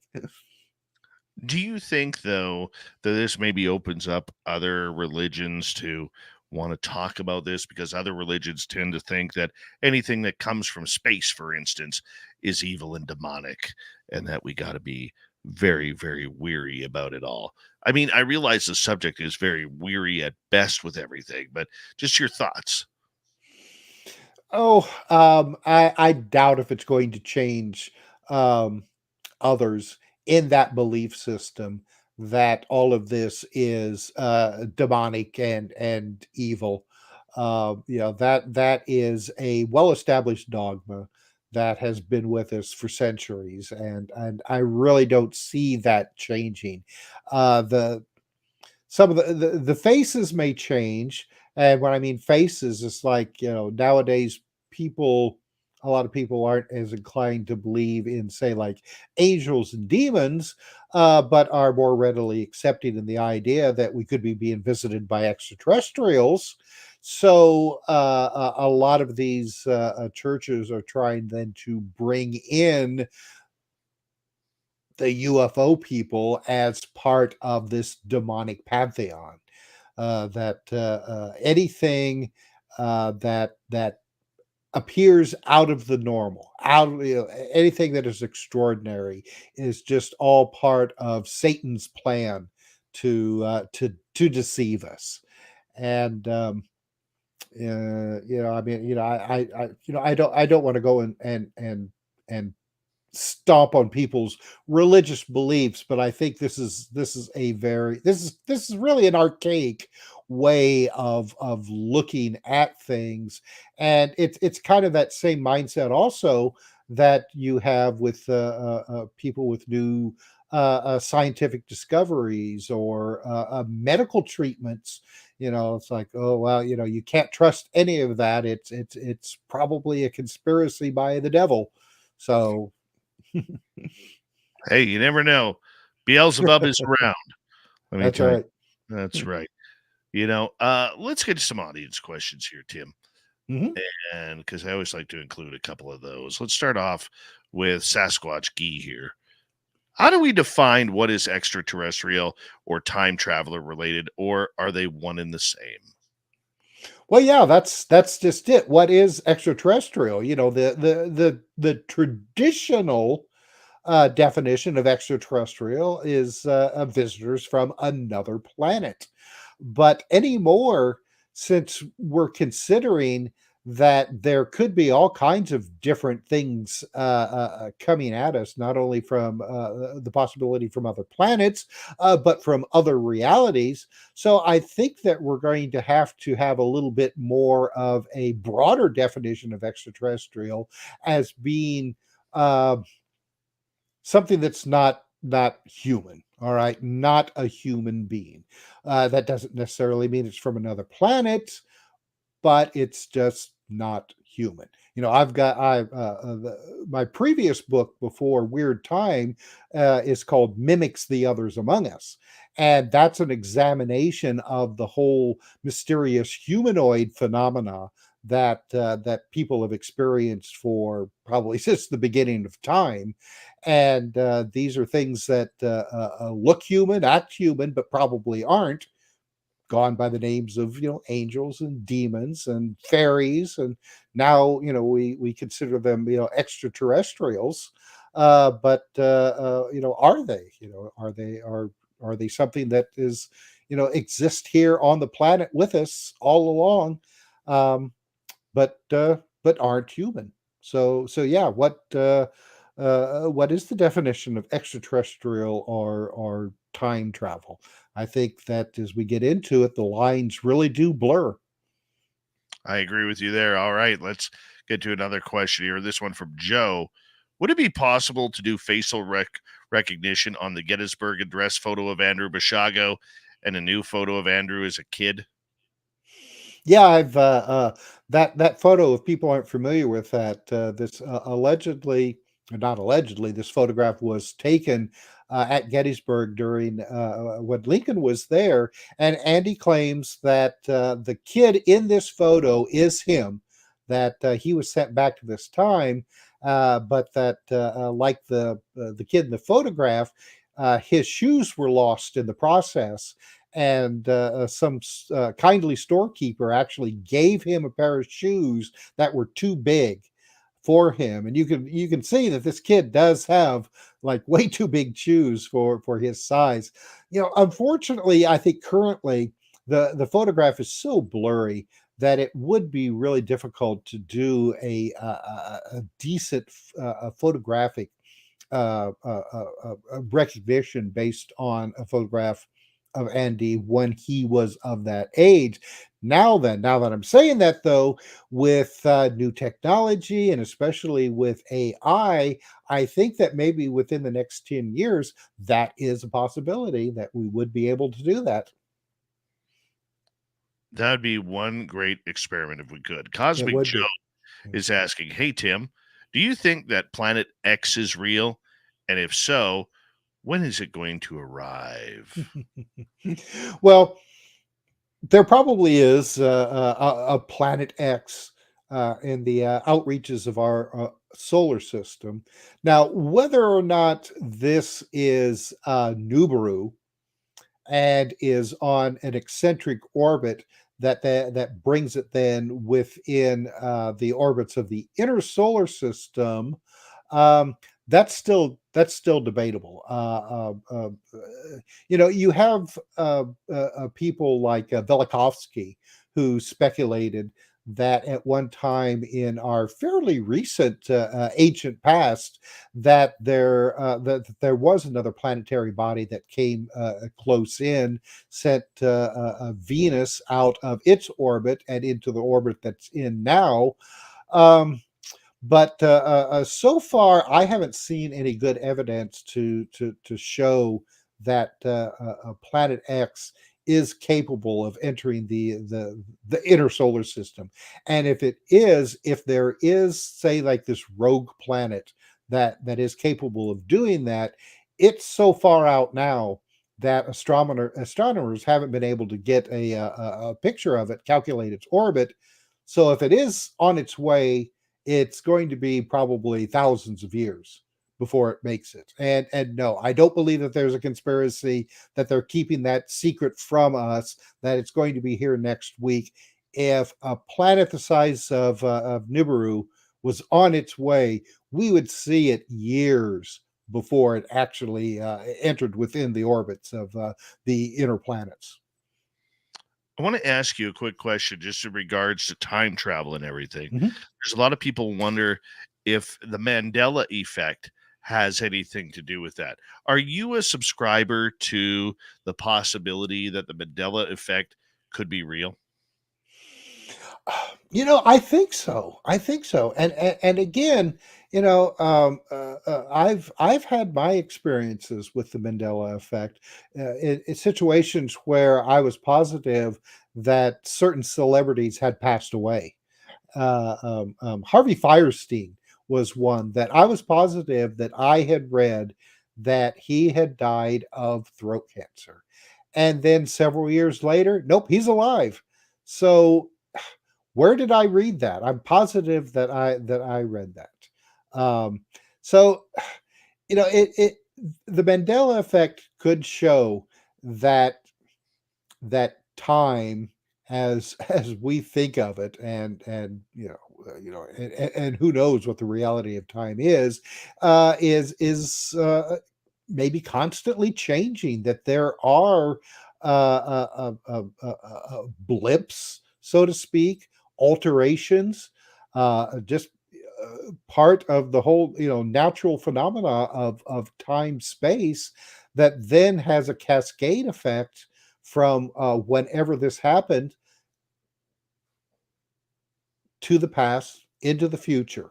So, and this could be something that is constantly occurring, that we are constantly skateboarding, so to speak, from one timeline to another.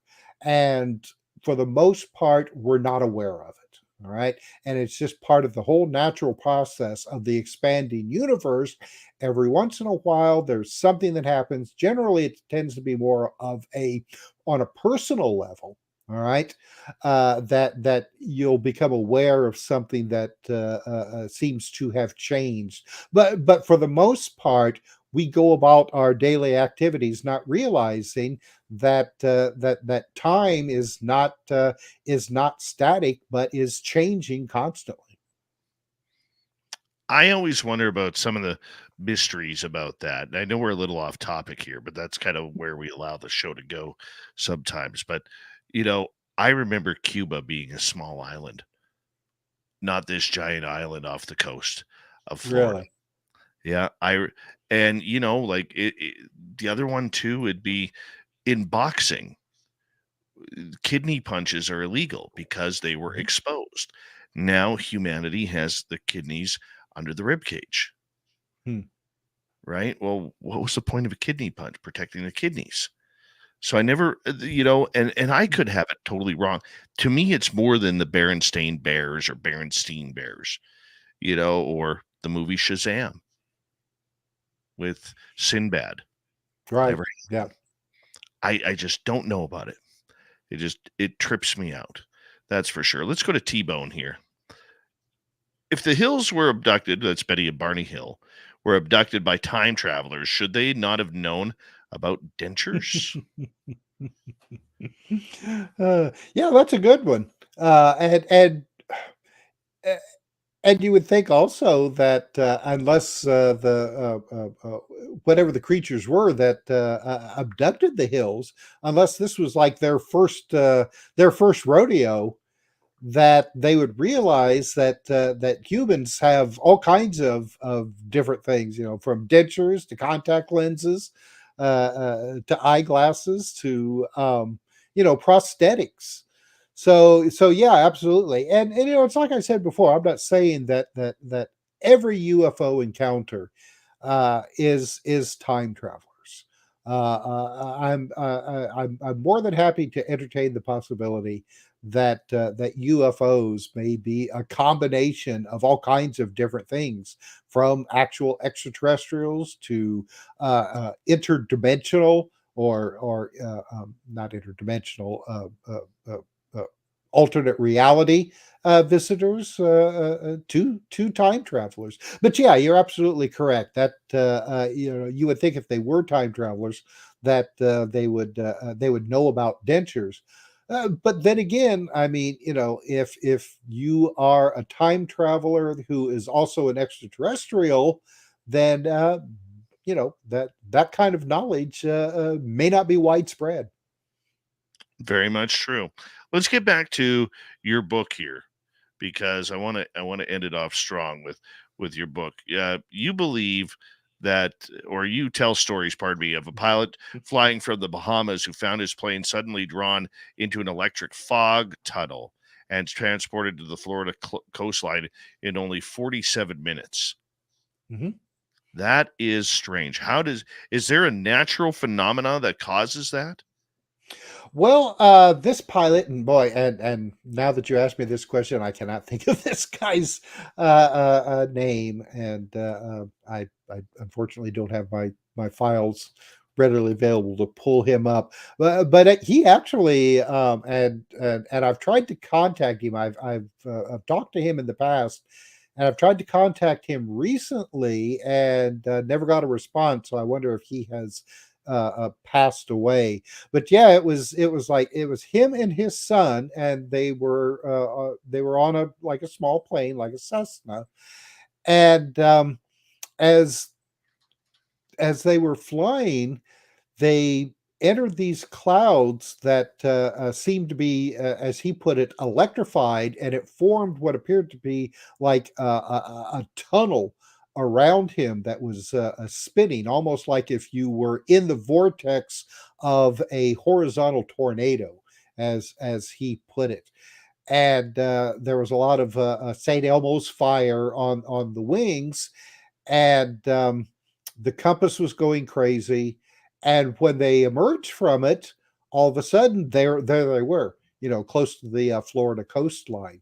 So yeah, I think that a lot of these situations that we talk about, time slips, things like this, I think that there is a natural process going on that is right now it's unexplainable by our current understanding of science. Much like meteorites used to be unexplainable, or lightning itself.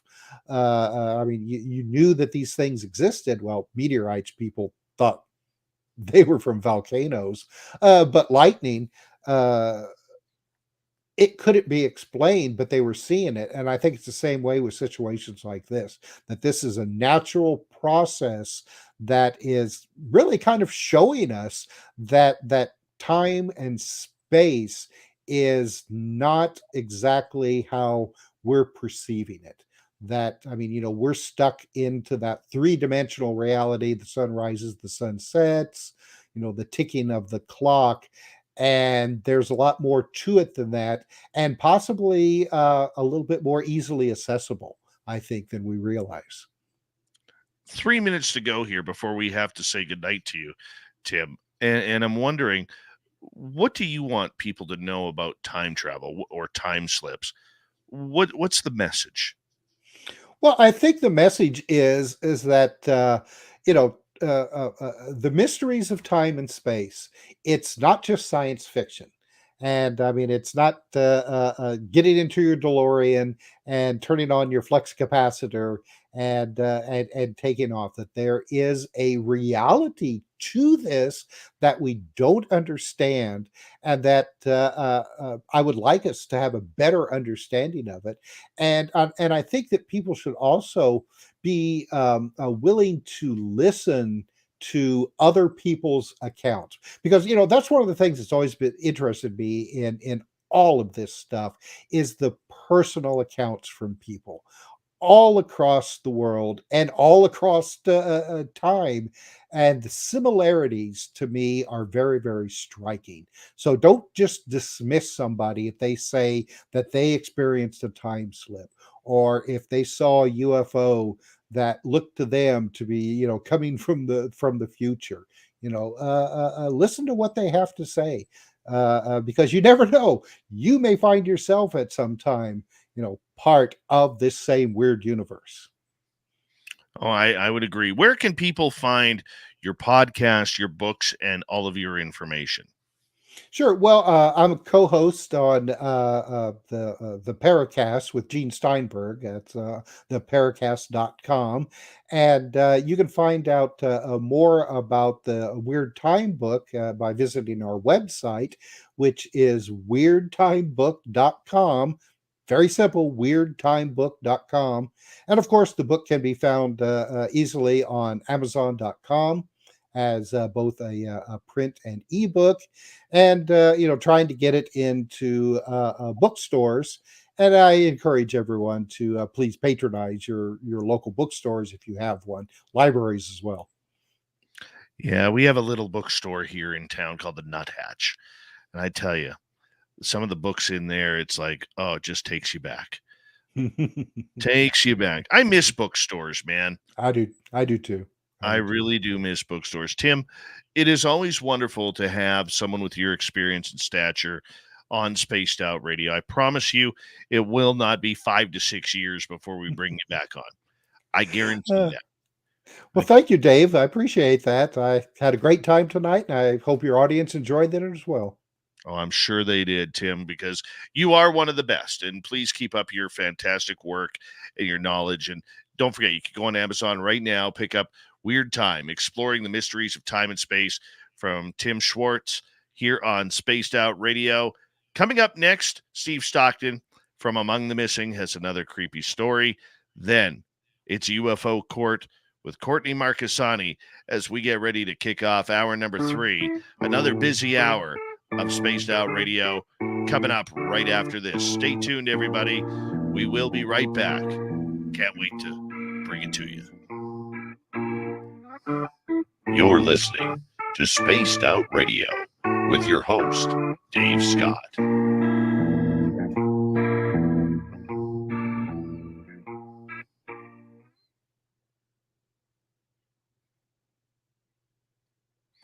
Tim, thank you so much, my man. My Appreciate pleasure. that My was a lot. pleasure. And thanks to everybody out in the audience on the chat. I'm sorry it's hard for me to talk and then to comment on the chat as well. So, but I'm seeing everybody's great messages, and I appreciate hearing from everyone. They love you around here, my man. They love you. Appreciate you, Tim. Thank you for staying up late for us. Oh, no problem. Thank you. And anytime you want me back, feel free to ask. I always make time for you, Dave. It will not be 5 to 6 years. Promise. Okay, that's great. Take care. All right. Good night. Good night. Tim Swartz, everybody. All right, I'll be right back. Enjoy the break.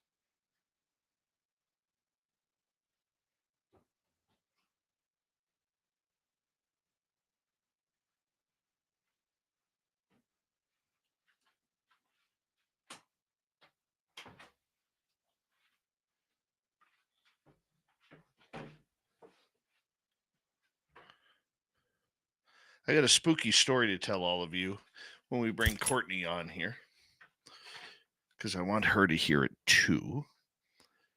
And not only did the Oilers win tonight, I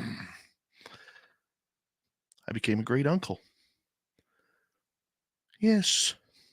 My nephew and his wife had a baby boy today. 9 pounds, 9 ounces. So now I'm a great uncle times 2. Pretty happy. By the way, Paramarv, happy birthday to you. Happy birthday to you. Happy birthday to you. Happy birthday, dear Paramarv. Happy birthday to you. And many more. Thank you to Sasquatch Guy times 2, Human Carl times 2, T-Bone with a hat trick, Joe, W. David Page, and Deidre with the amazing super chats tonight. Very much appreciate the love and support that you guys give this show. And don't forget, excuse me, you can shop at our Spaced Out Radio store. We do not have ugly swag, people. No ugly swag. Here we go.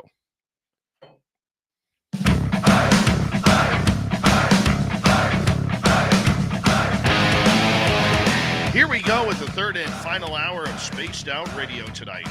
What a great show so far. As we continue on, my name is Dave Scott. Always appreciate earning your listening ears.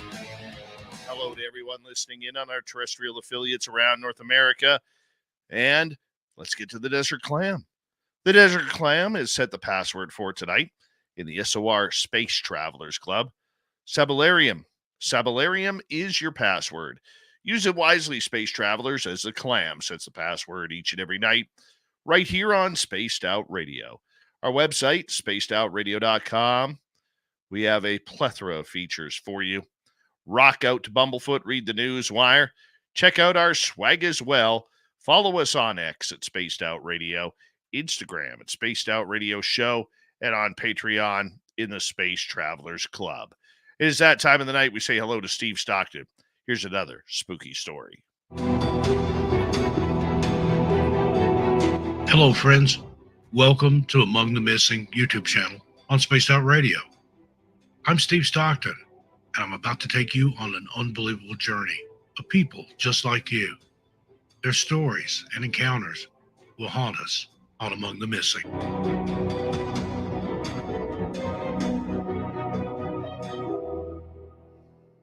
It was the summer of 1989 when the hikers went missing in the Great Smoky Mountains along the Tennessee-North Carolina border.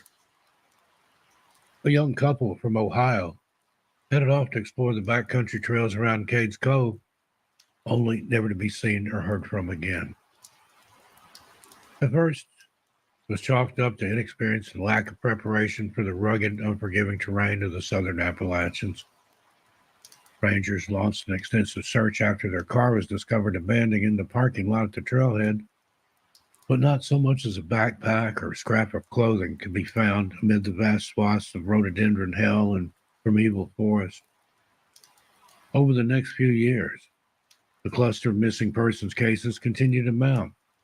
Always solo hikers or couples wandering off the designated trails and into the remote gorges and hollows where Park Service personnel rarely patrolled.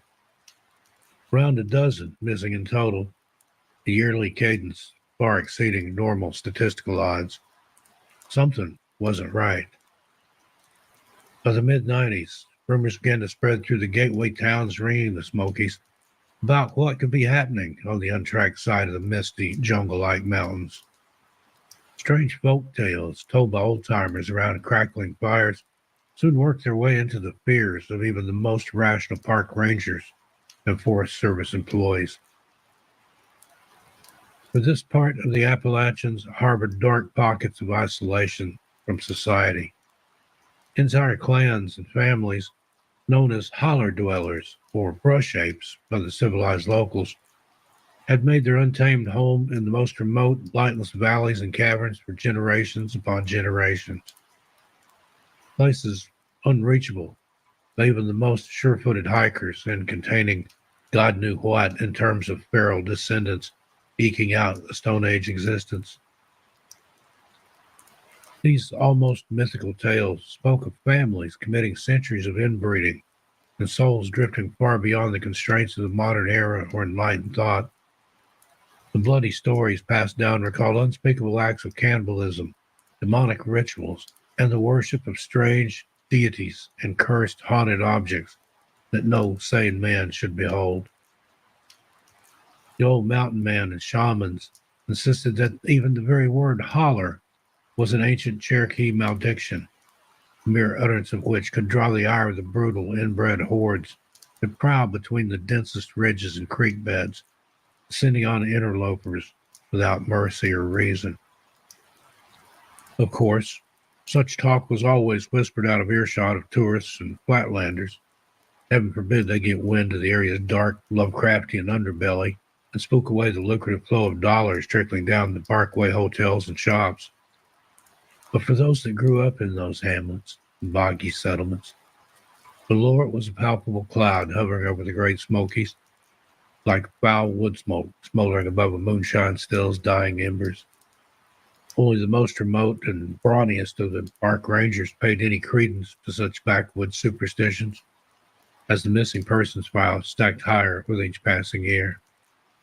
Not until the summer of 2001 had enough empirical evidence emerged to lend genuine credibility to the macabre legends. That's when a militant environmental activist, Amanda Willis, straight off the Appalachian Trail on a personal sabbatical to, quote, reconnect with the spirit of the forest womb, end quote, as her blog described it. Miss Willis was an experienced survivalist in tune with the perils and rhythms of the great outdoors. So when she failed to exit the mountains at her predetermined endpoint and rendezvous with her ride, immediate alarms are raised about that this was no ordinary vanishing act or a case of an amateur nature lover going lamentably unprepared into the wild.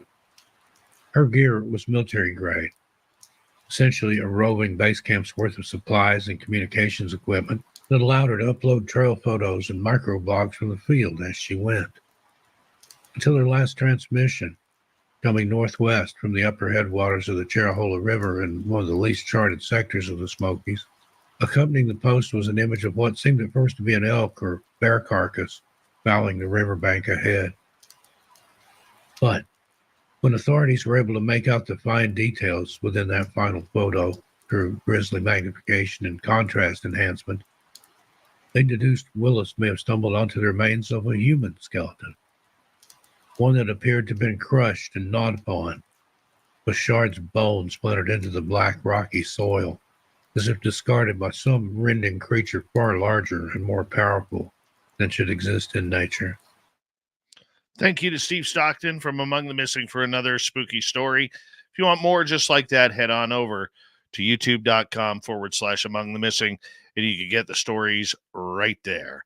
From the missing to the mysterious, Courtney Marani is here for UFO Court. That is an interplanetary flying space saucer.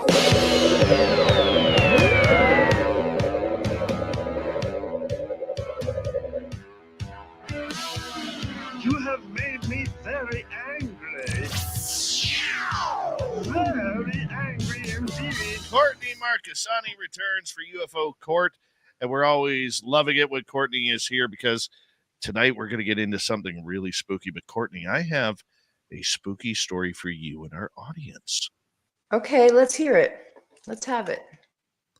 On Saturday night, I was doing my regular ghost tour to raise money for the local museum that we do. And one of our most haunted buildings is a 110, 115-year-old Clydesdale barn. And upstairs on that floor, we have one ghost who walks on this platform above everybody, and he kind of looks down to see. So I was showing my group, I had a group of about 10 people, showing them where he was. You could see his outline and all this. And then I said, well, let's walk over here. Let's walk through the doorway into the A-frame building, and let's show you where he is, because he usually moves down the catwalk. So I bring the people in there, and we're there maybe 2-3 minutes.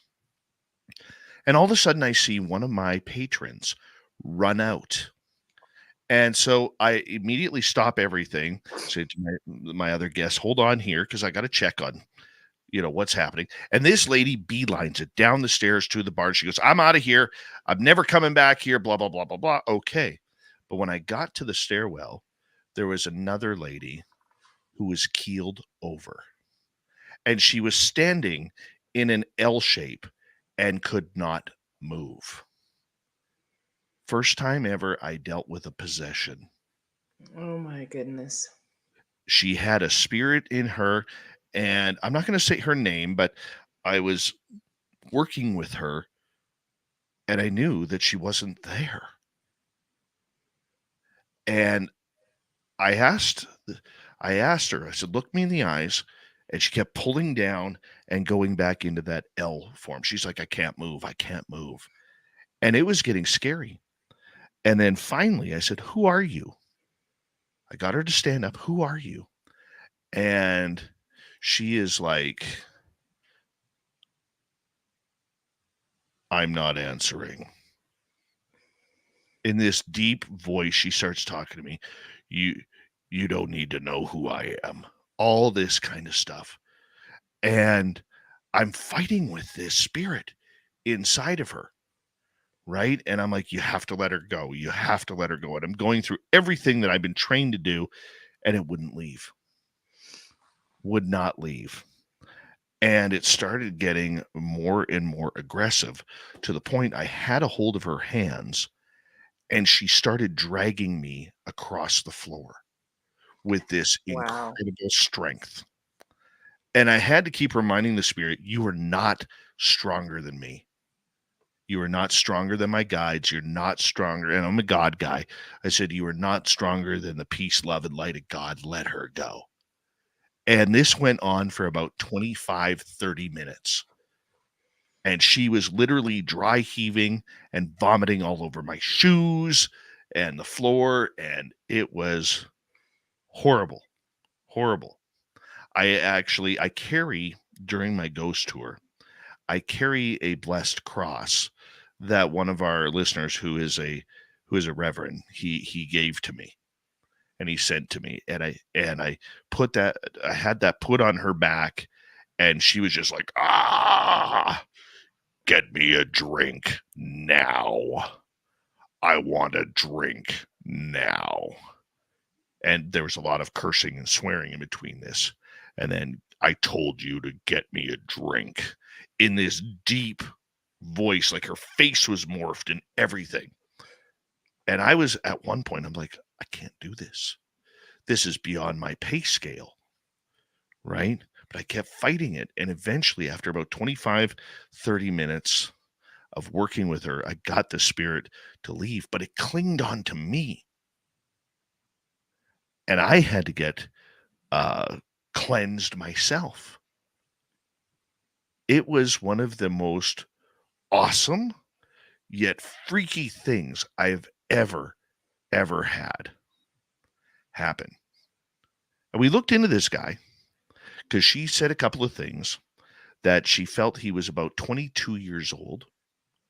It was a male. And she said,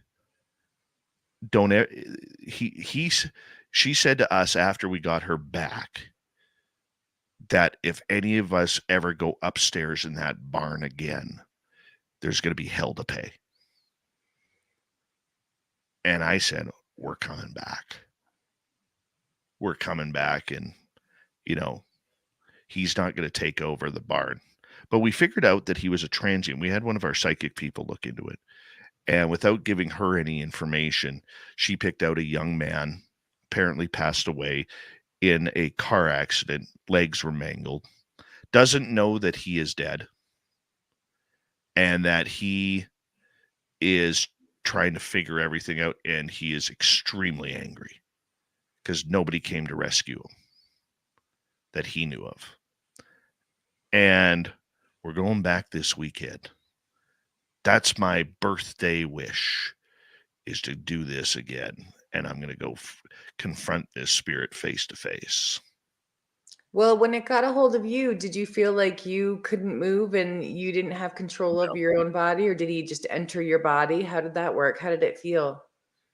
He entered my body. I Hmm. could feel his energy. See, one of the things that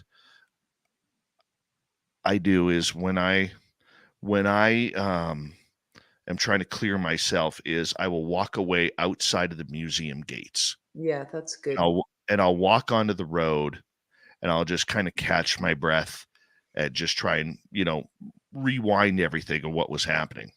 But back in my hockey playing days, and this is going back to the 90s, okay, and I never played professionally, but I played competitively. When I knew that I was going to have to fight in that game or play on the edge that game, my pump up song was a song by the rock band Skid Row, Slave to Oh, they opened for my first concert, Bon Jovi, Slippery When Wet at the Poconos in Pennsylvania. That's so funny. I know who Skid Row is, and Yeah. Sebastian Bach. Oh yeah. Oh, yeah. And believe it or not, they were my first concert too, opening for Aerosmith in Oh Vancouver, wow, funny. 1989. So, anyways, I all of a sudden, when I get pumped up or when I know things are going to happen, all of a sudden that guitar solo right at the beginning to Slave to the Grind starts playing in my head. And I'm standing out there and I hear this song being played in my head. And I'm like, ah, damn it. He's in me. He's in me. I just beelined it right into the building and pushed everybody away. And I went and sat down. I got a hold of Jackie Harmon, who is psychic medium. She's dealt with a lot of paranormal stuff. I immediately FaceTime her and I'm like, or pardon me, I was texting her right off the bat. I said, I need you to cleanse me. I've got a spirit inside of me. And she goes, are you serious? I text back 100%, go into the building and sit in the chair. I am like buzzing, like not even fully with it. Get her on FaceTime and she's able to help me clear it out. Right. Well, how do you feel now? Because you definitely seem different to me Oh, tonight. I'm great now because number one, I became a great uncle for the second time Yeah. to a 9-pound, 9-ounce baby boy. Thank you, nephew, and my niece. And my Edmonton Oilers got rid of the Vancouver Canucks out of the playoffs. Bring on Dallas. Bring on the Dallas Stars. So I am like energized to the nth degree right now. We don't use I enough of that. wouldn't go back there if I were you. I wouldn't go back there this weekend if I were you. I Oh, would I'm give going. myself a break. I mean, we all have to know our limitations, right? I mean, if you had somebody invade you, it might not be a good idea to go back right away. Oh, we're going back. We're going Well, back. I know an exorcist actually. I know a real deal exorcist, and he does that kind of work. And he's talked to me about his cases and how intense they are and how difficult they can be. So if I were you, I would take an exorcist with me. I wouldn't go in there without some muscle. Oh, it's not just me going in. I have my team going in. Yeah. Joe Monk is asking, was she part of the tour? Were the other tours? Yeah, everybody was watching what was going on. She was a guest who paid to come on the tour when this happened. We've never had this happen before. Didn't recognize the spirit. He was a brand new spirit. And we were like, I didn't even feel him. He just snuck. Like usually I can go into a building and I can be like, okay, we got some energy here. We got something happening over there. Like I'm pretty intuitive that way. But this guy snuck right past me and just absolutely labeled her. Absolutely labeled her. Well, what does that look like for you guys and your team when somebody gets afflicted by like that? Do you have any exposure or anything from somebody who gets possessed? That was a first. I mean, we've had people attacked. And when I say attacked, I'm saying pinched or pushed or hair pulled. It happens very randomly. Very randomly. This was something completely new when we actually had someone take over the body of a person. It was completely new to that. And it was absolutely, I I'm glad I knew what to do in order to cleanse her of it. But this spirit, it hit her hard. And we know it's not one of our normal ghosts or spirits on the property. We get a lot of transient spirits going in and out of the property because it is along the old Gold Rush Trail. And we got to figure this guy out, because the barn where this lady was attacked is it's one of our mainstays. It's one of our areas where people come to see it, because you could literally see a ghost there standing up on the catwalk of the second floor of the barn. Now, the feeling that I got from it was the spirit who walks the catwalk of the barn on the second floor. He wasn't too happy with this new wannabe tough guy. Wasn't too happy at all. And I think that guy is going to be, let's just say, not so kind in the spirit realm to this young kid who attacked, because we take care of him. We abide by his rules. We bring him whiskey, we bring him cigarettes, we take good care of him. All right. In order to keep him happy. He hates people going up on that second floor, but he understands that that's the way, by these people coming in, that's the way we're able to raise money for the museum and keep his home intact. So it's a love-hate relationship with him. But this new spirit that came in, we got to figure it out for our next tour. We have to figure it out. So I can tell my exorcist friend if you want. Yeah, go right ahead. I have Just let me know. I have no problem with that. He's a badass. Yeah. So I'm pretty, honestly, it freaked me out, but it was pretty amazing to actually watch. And the way she was dragging me and she was stomping her feet, and this guy was like, "Get out of here. Get me a drink. Get me a bloody drink now." Well, you're not supposed to talk about them. I don't know if you know that or not, but Oh, yeah. after somebody is possessed, you're not supposed to talk about the spirit anymore. You're supposed to you're supposed to ignore them so that they don't give them attention. You know that, right? I didn't know that, but Well, I now can tell you you do. this. I can tell you this. Well, now you don't want to continue inviting them in. You want to close them out. It's The part of the whole gloves- process of getting rid of them. Well, obviously, he really didn't understand what Canadians are all about, because we're dropping the gloves with this guy. We've dropped the gloves with this guy, and if he wants to go, we could go. And I look forward to it. As sadistic Good luck. as that Be careful. I wouldn't be anxious to go back there if I were you, having been intruded upon. That's okay. I know I'm safe. My guides have already told me. I listen to my guides, and my guides have already told me it's okay. Well, why didn't they warn you when you got possessed partially? I mean, you would have think they would have told you to back out of there. Well, I got hit outside the barn. Well, no, pardon me. I got hit inside the barn. And so when I contacted my one guide, his name is Jordan, and I said, "Dude, got something in me." He goes, "Yep, taking care of it now, my man. Let's go get it."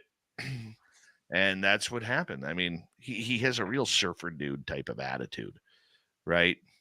Just like, "All right, let's go get it now." And that's what we did. The battle was on for old Davy. It's so interesting because I've had training, right? And it's just completely different from what you're talking about. So we'll have to talk about it sometime off air. Courtney, we're going to come back with the UFO report. I apologize, or UFO court. I apologize for eating up some time, but I really wanted to tell you that story. No, I'm glad to hear your story. It's always good to hear what people are doing. UFO court with Courtney Marani comes up the next half hour of Spaced Out Radio. We'll be right back, everyone. This is Spaced Out Radio and your host, Dave Scott.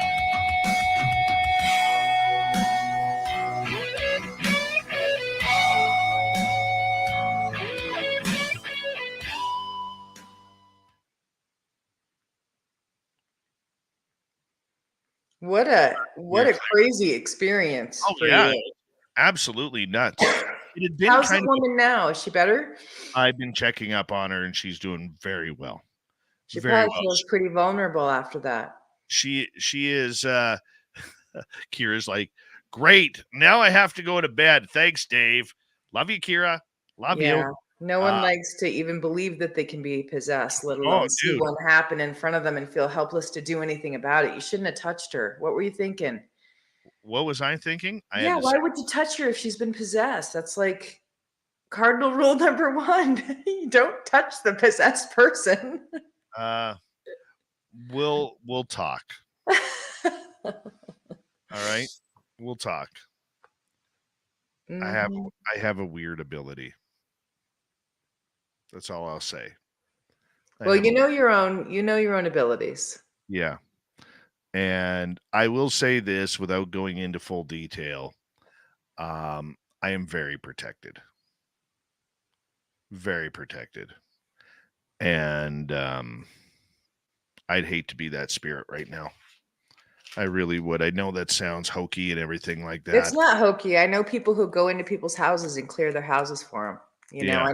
I know people who do that work. I wouldn't ever want to see that myself, doing that myself, but I know people who do it for a living, and it's I know the way they work, and so you know what you can do and what you can't, but you have to know your limitations too. Don't forget that. Don't be Oh yeah.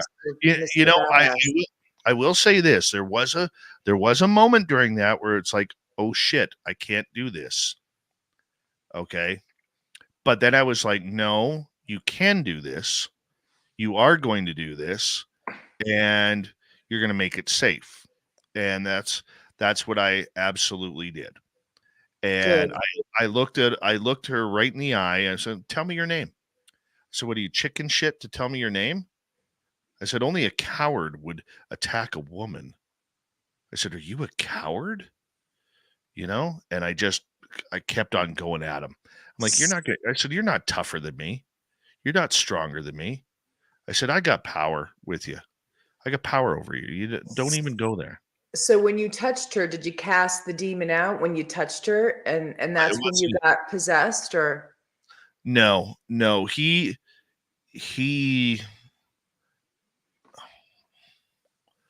how can I put this without getting a motherly scolding? I did, Rooney. Without getting a motherly scolding. I'll put it this way. Part of my ability is I've been given strong shoulders. And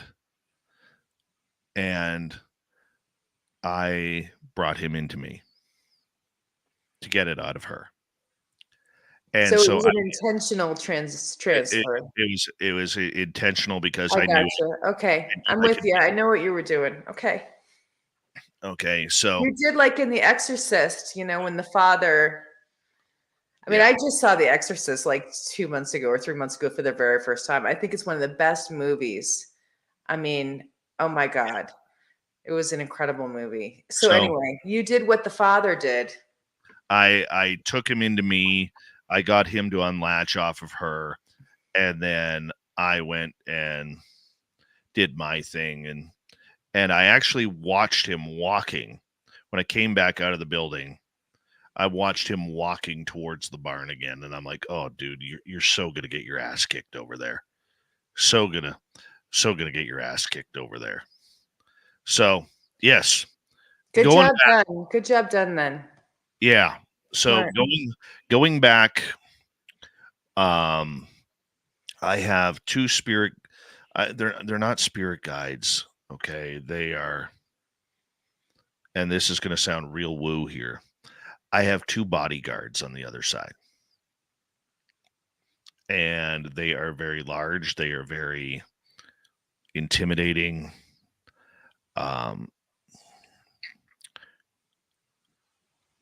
And it's hard for me to understand that because I do try to keep a level of skepticism, but I've been given these two bodyguards, And between those guys and my spirit guides that are pretty damn good, they guide me very well and protect me very well.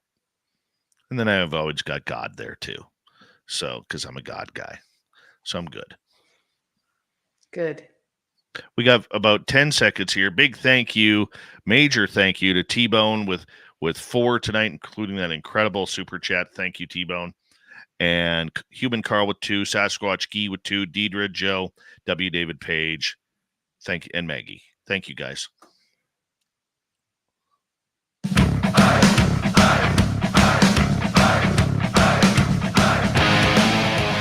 Here we go with the final half hour of Spaced Out Radio tonight. My name is Dave Scott. Always appreciate you tuning us on in wherever you are on this beautiful planet we call Earth.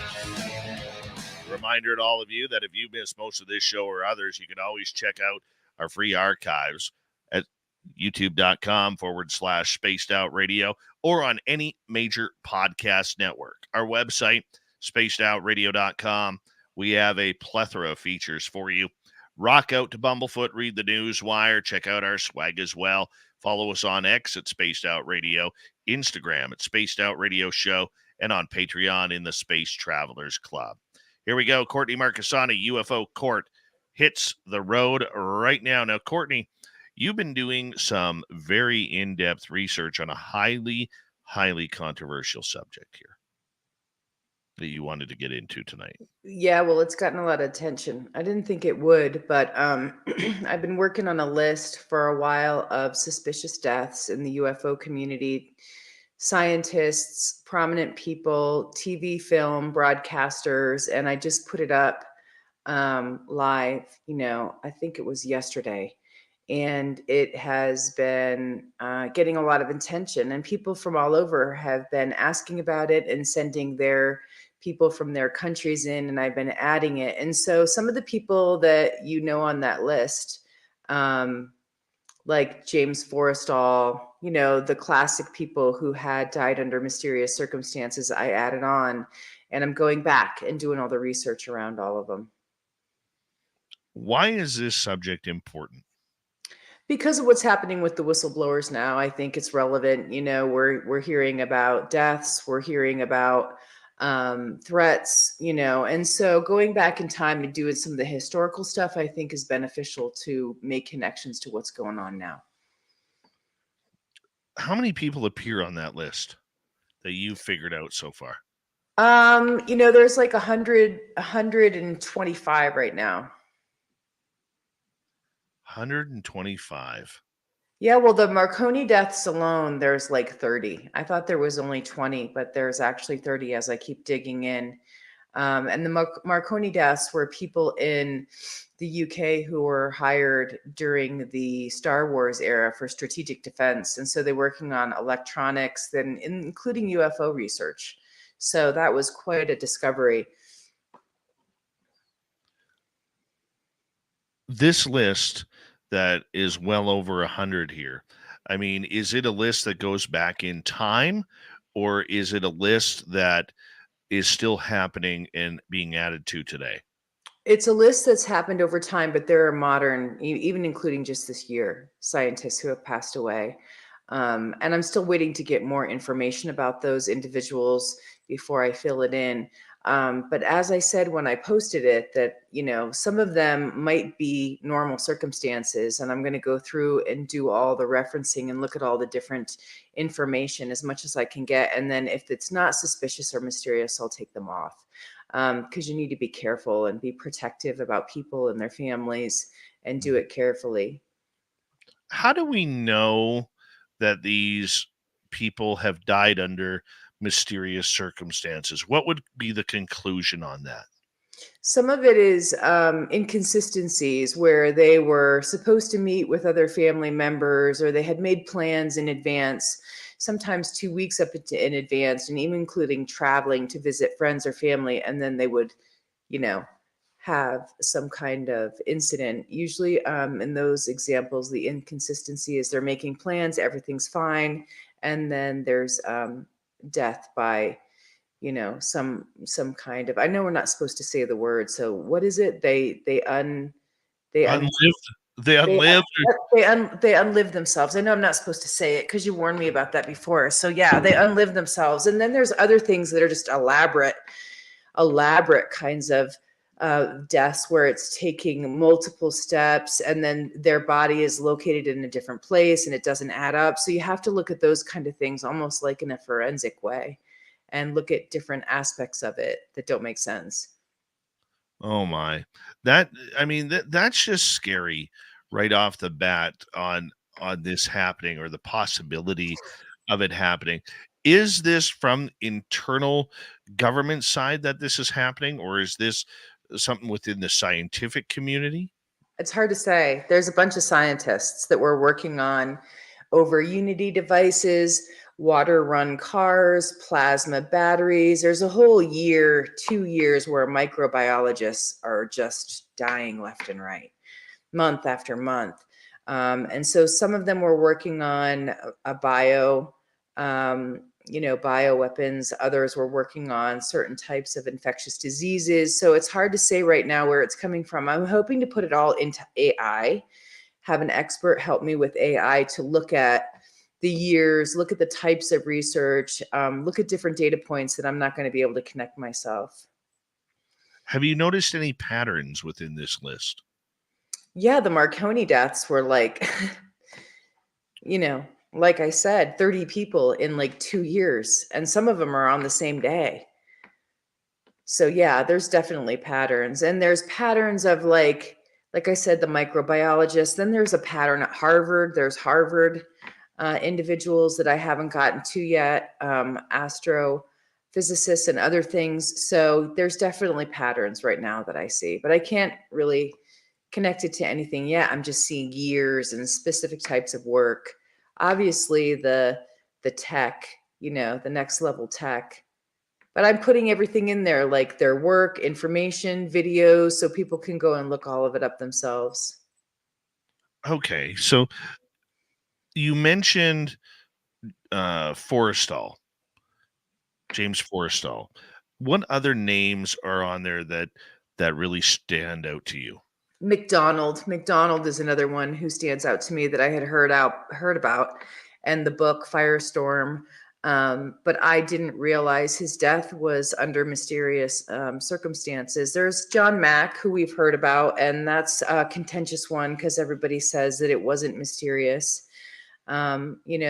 But then there's other people said there was another John Mack who was hit by a car. So I want to follow up on some of that. And if those things aren't true, if those added elements aren't true, I'll take him off, because it would be explainable as an accident. So there's people on there that Hynek, Jay Hynek is on there. Why is J. Allen Hynek a little bit suspicious? I read it somewhere that there was a suspicion around his death. So I put him in there as a placeholder to go and investigate it. I haven't done it yet, but you would recognize him. You would recognize, there's a bunch of people actually you would recognize on the list. There's a bunch of scientists that were doing incredible work that it's just so sad to see all of them. So it's kind of difficult to go through all the profiles and their history and their life and their work. It is difficult work to do, but I do think it's important work, especially like I said, right now, when we have some of these things happening, it's important to see history and look at things in that light.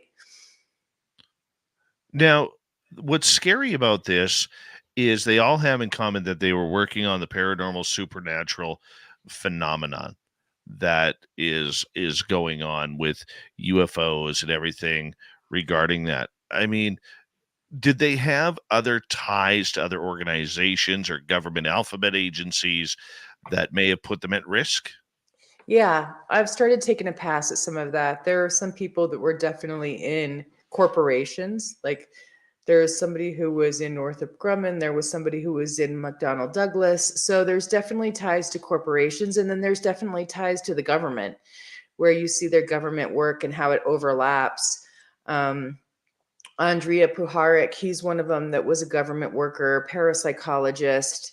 He lived a very long life, but towards the end of his life, he fell down a flight of stairs, which by itself, isn't necessarily mysterious, but there was all this other legal stuff going on around it where he was being pressured out of his house. So he was government. He was also CIA. He was parapsychology. So he hits a number of things, a number of overlapping governmental departments.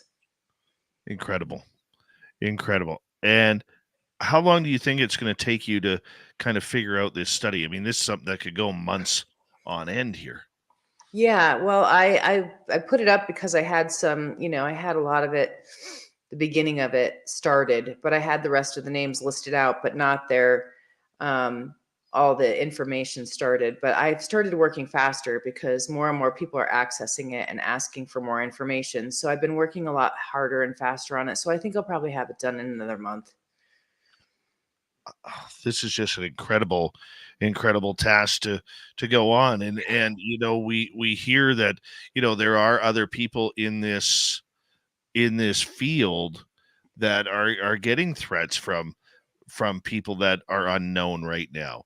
I mean, I believe it was Beatrice Villarreal who just had something happen. You've had something happen. It just seems to be going on right now.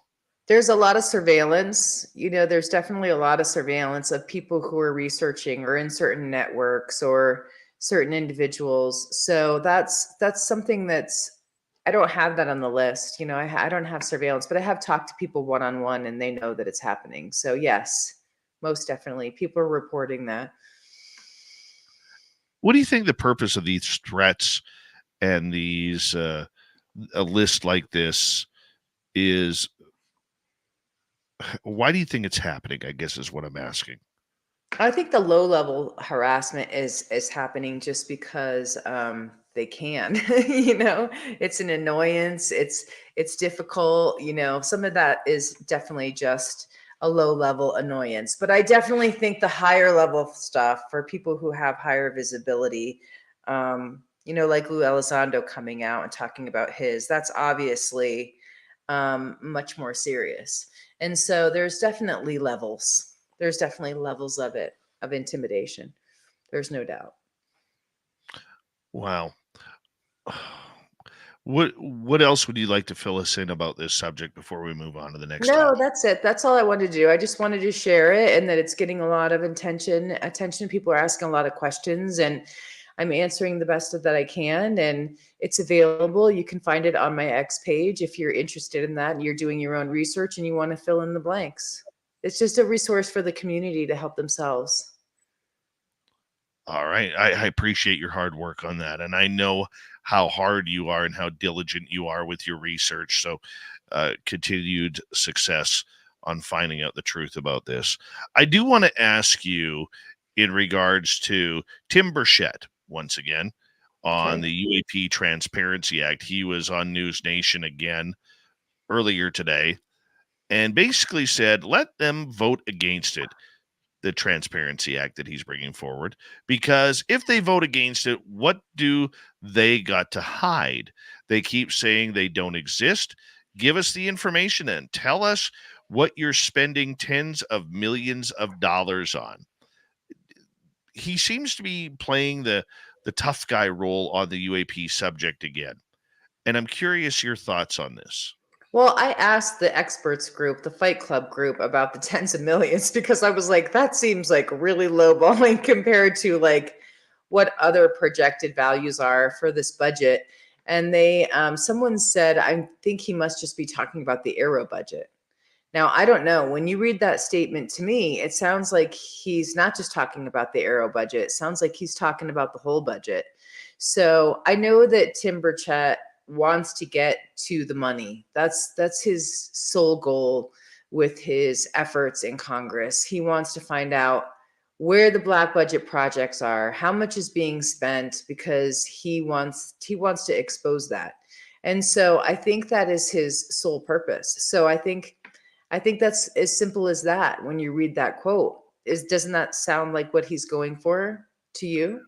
Well, to me, it sounds like, as he has stated, that he is not planning on going after it. Like last week, he stated, this isn't about flying saucers and little green men. This is about where the money is coming from. It seems that his angle has changed on this a little bit to me.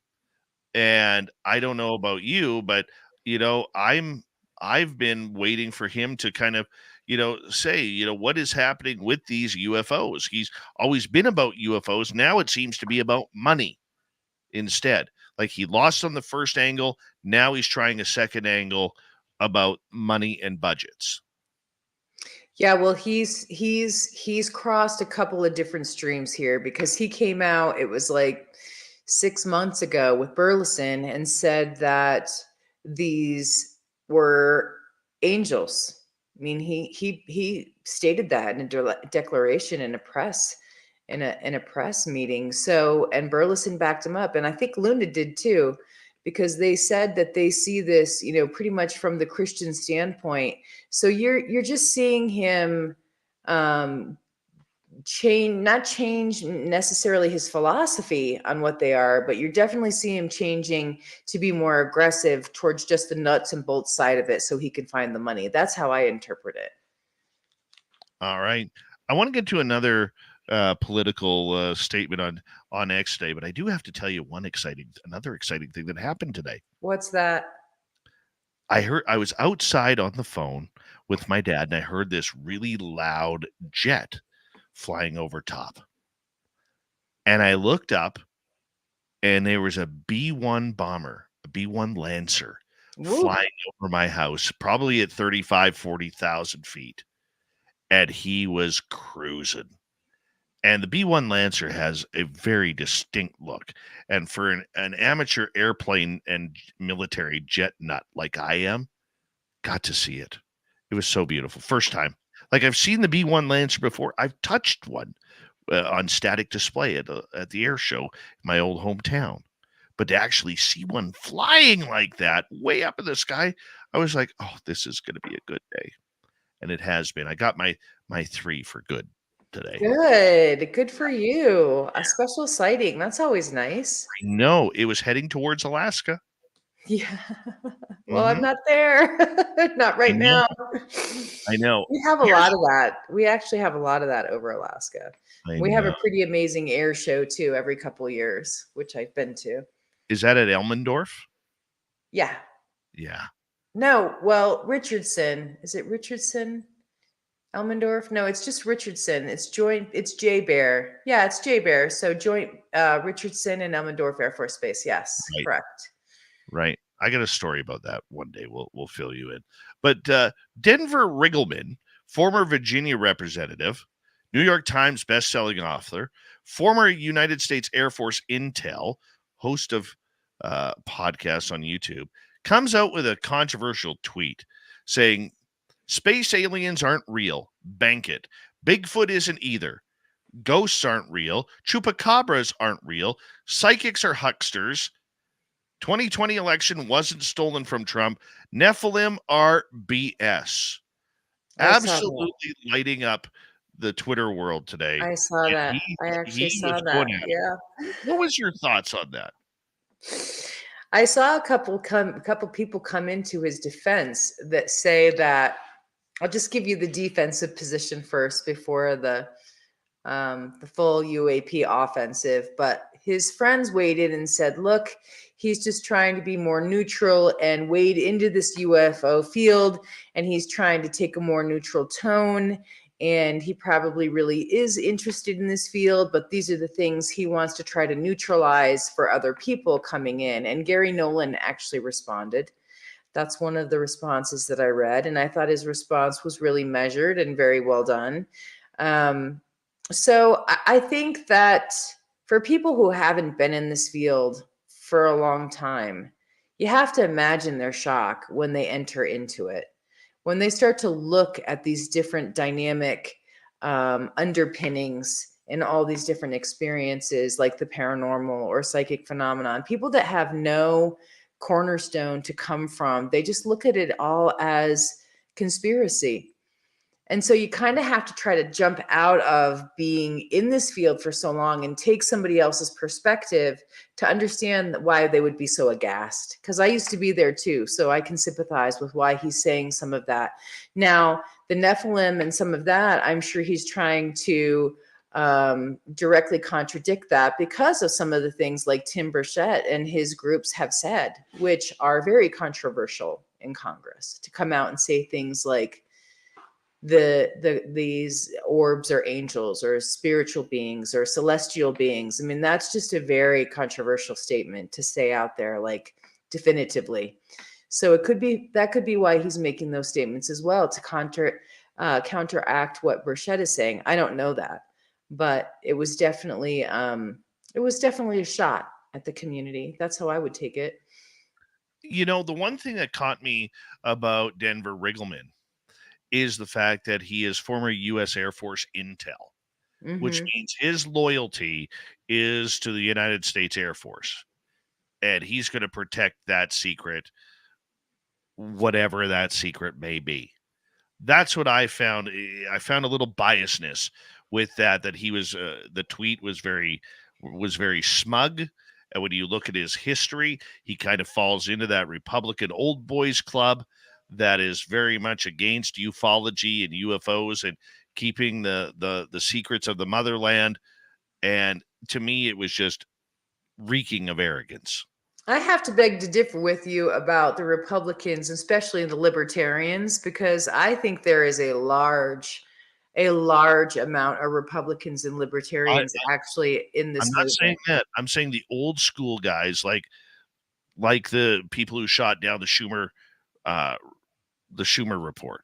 Yeah. Or the amendment. Like that old school crowd. I'm not saying the new Republicans are taking a shot at Republicans. Mike Rounds and, Yes. and the Lockheed Martin guys. Yeah. Well, I think those folks are definitely in that camp, in the Republican camp, but I almost separate those groups that blocked the Schumer amendment into another type of camp in my mind, which is the secrecy camp that is criminal. They're criminals. And on that note, we say hello to Mr. Ron Bumblefoot Thal, rocking in the background with Little Brother is Watching. Bumblefoot is the official music of Spaced Out Radio, rocking us in and out of every single show. Get your horns up for the guitar god himself. Special thanks to everybody listening in at home, at work, in your cars, wherever you may be. Thank you to everyone in our chat rooms tonight: YouTube, Twitch, LGAP, Facebook, Spreaker, LinkedIn, the Space Travelers Club, and on X at hashtag Spaced Out Radio.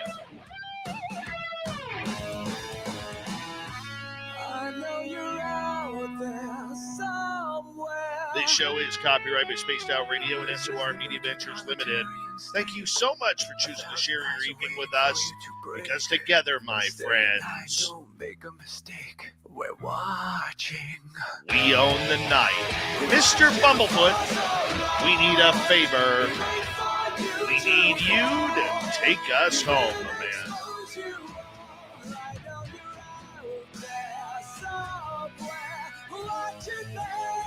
Yes, the Woo train has docked for the night. Soon, my friends, we shall ride again. Your seats are always available. Your tickets never expire.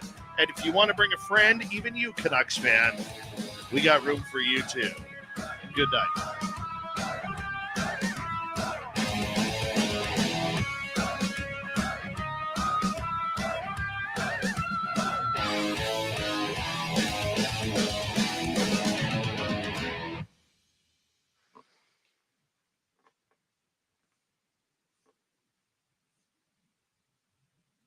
Sorry, I should have clarified that old school, I wasn't trying to take a shot at Republicans or libertarians, but that old school Schumer Rounds people that shut down all the amendments due to security and all that. That's that was was Mitch McConnell and Mike Rounds and the other Mike. What's his name? Johnson. Warren? No.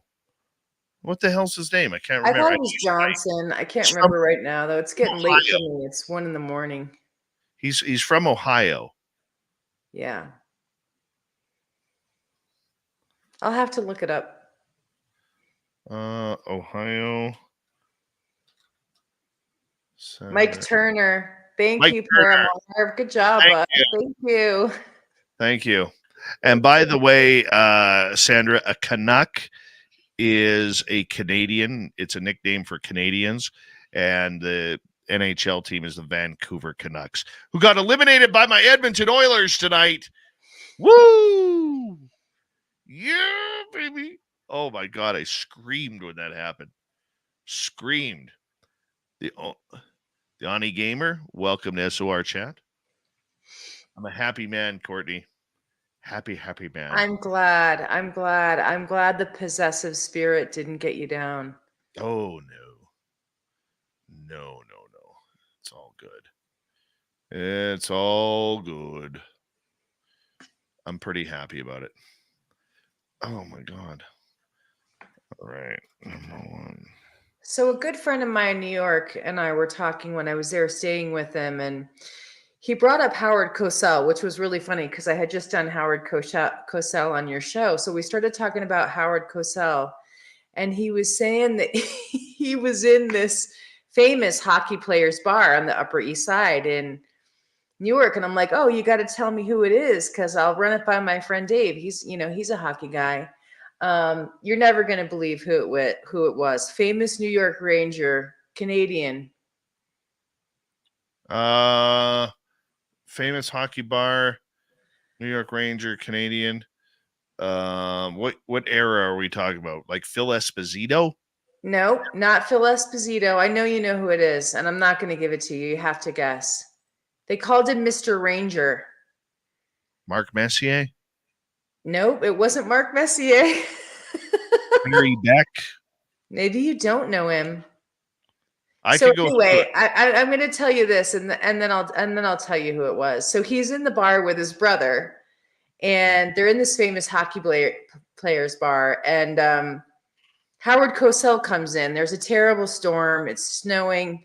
He comes in for refuge and to have a beer with the fellas, and my friend Gary's brother, who's a boxer, is like, oh, I knew this guy or whatever, right? And so Howard Cosell looks at everybody and goes, more news, more important news. When the guy just throws out like his connection to this boxer, he's like, goes with his whole riff. And so Gary's telling me about all this, and I'm just like, oh my God, what a wonderful moment. I wish I could have been there. I mean, it was just so cool to hear people of that day and of that time, just hanging together, hanging out. His name was, let me get it for you. I can't believe you didn't know it off the top of your head. I'm pretty sure he was Canadian. Rod Gilbert. Oh, Rod Gilbert. Okay. Yeah, I know who that is. Yeah, so I was right. He was Canadian. I thought maybe you don't know him because he wasn't Canadian, and I'm getting that wrong. But so you do know who he was? Yeah. Good. Oh, yeah. I agree with you that Mark Messier was awesome.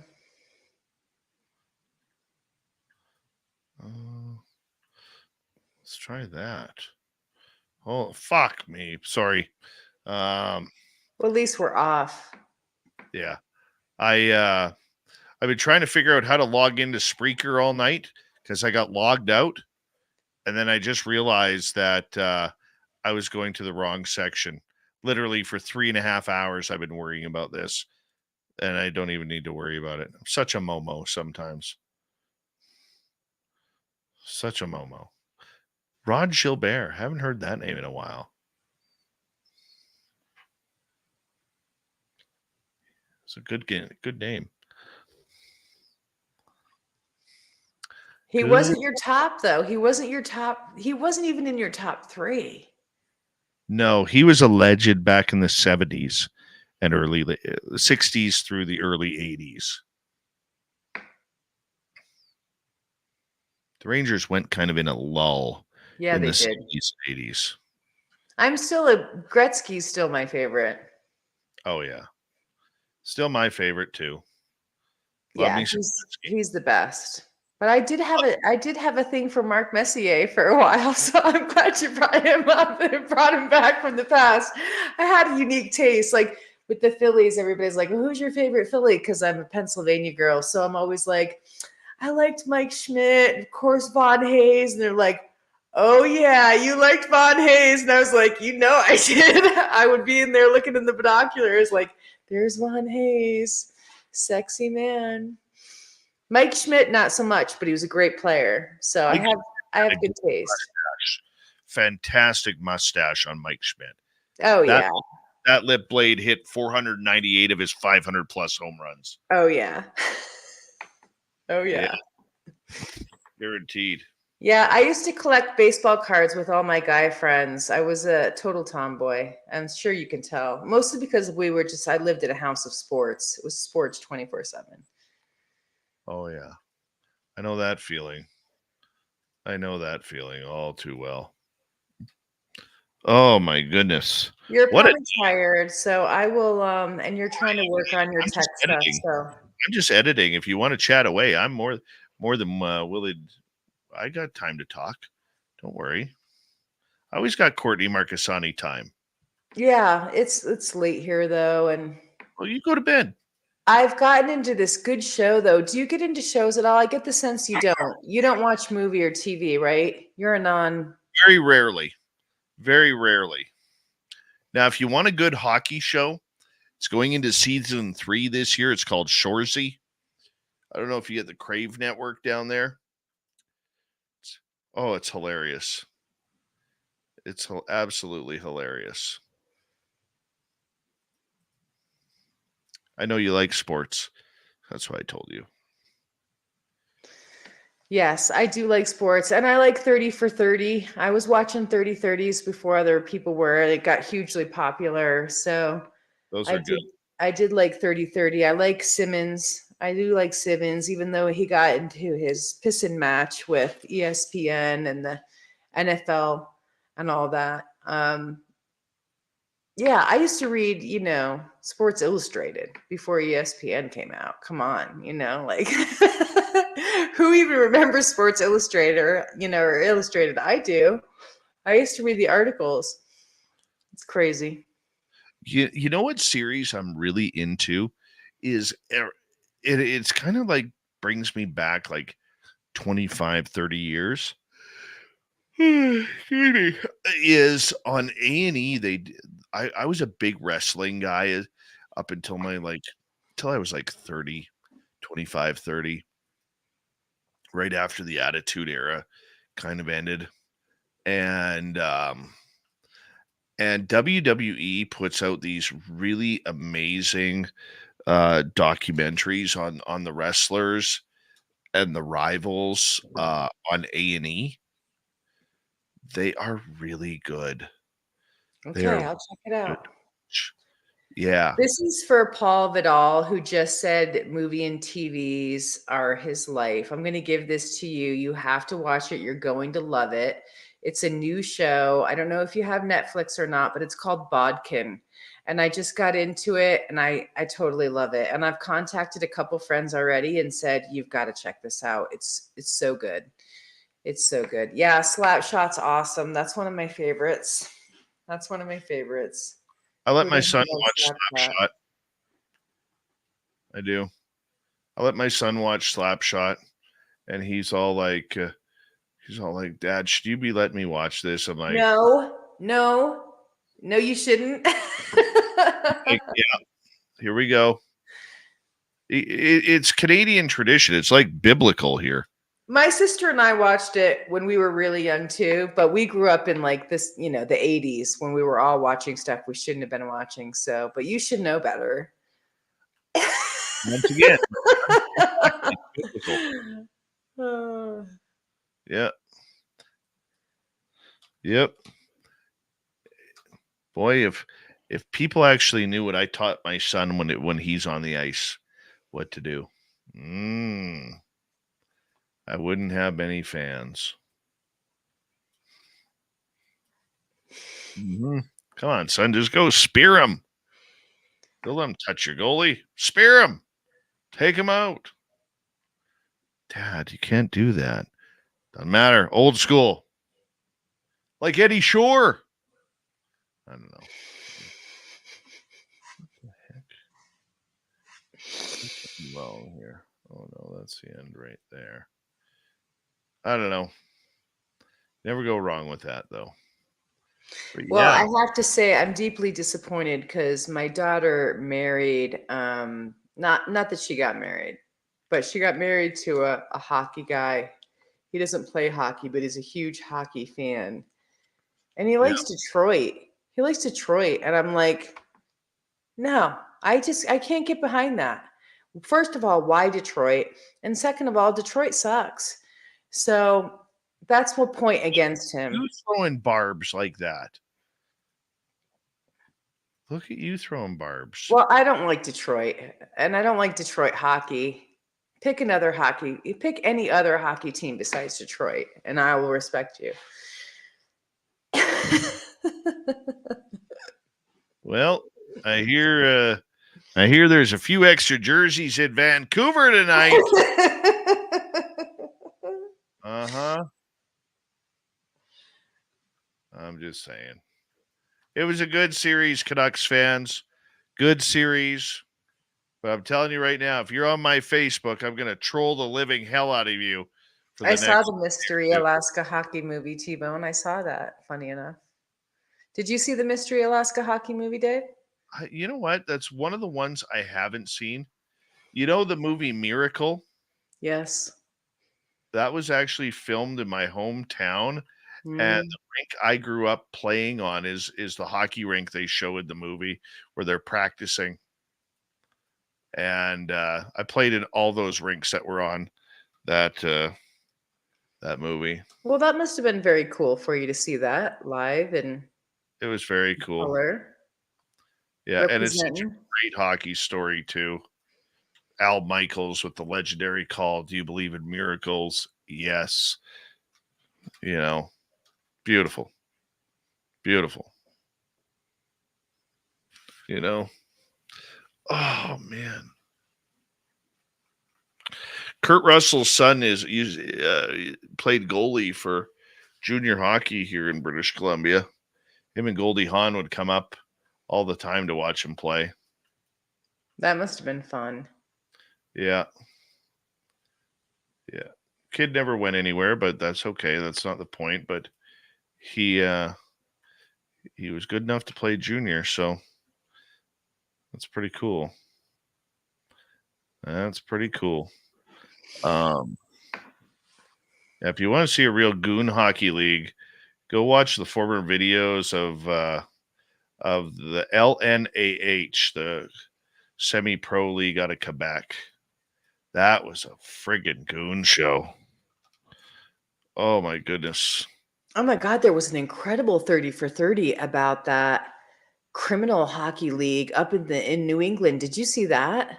No, I haven't. I gotta find that for you. That was one of the best 30-30s I ever saw about this guy who tried to go into the league and he didn't make it, and so his dad bought a league, and it was in Boston. I'm pretty sure. Hold on, let me check this out for you.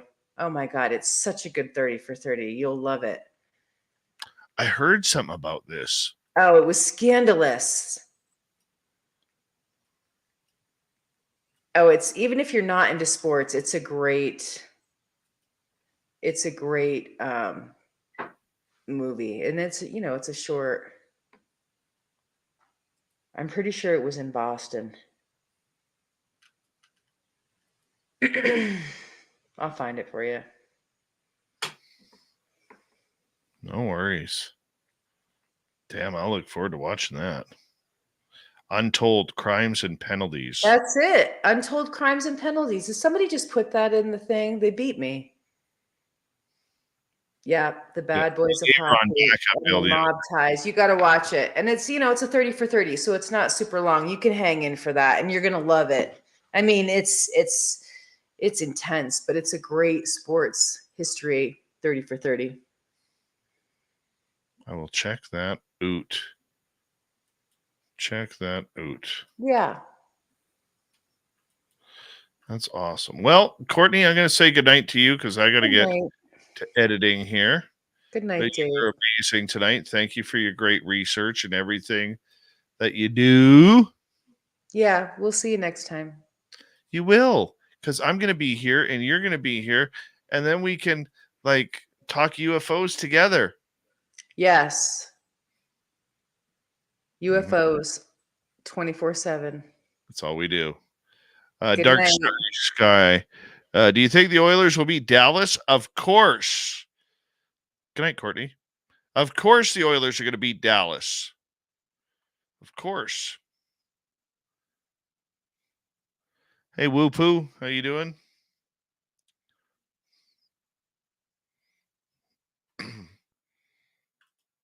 All right, boys and girls. I want to say a big thank you to the major super chats from T-Bone tonight. Thank you, buddy. Appreciate it. Paul, Deborah Rooney, Sasquatch ×2, Human Carl ×2, Deidre, Joe, and W. David Page and Maggie. Thank you for the love tonight. Tomorrow night on the show, David Gaggins is with us. We're talking eternal existence. We're going to have a great show with this gentleman who has his master's degree in electrical engineering. Yeah, it's going to be a lot of fun. We'll see you all here tomorrow night. Have a good one, everybody. Good night.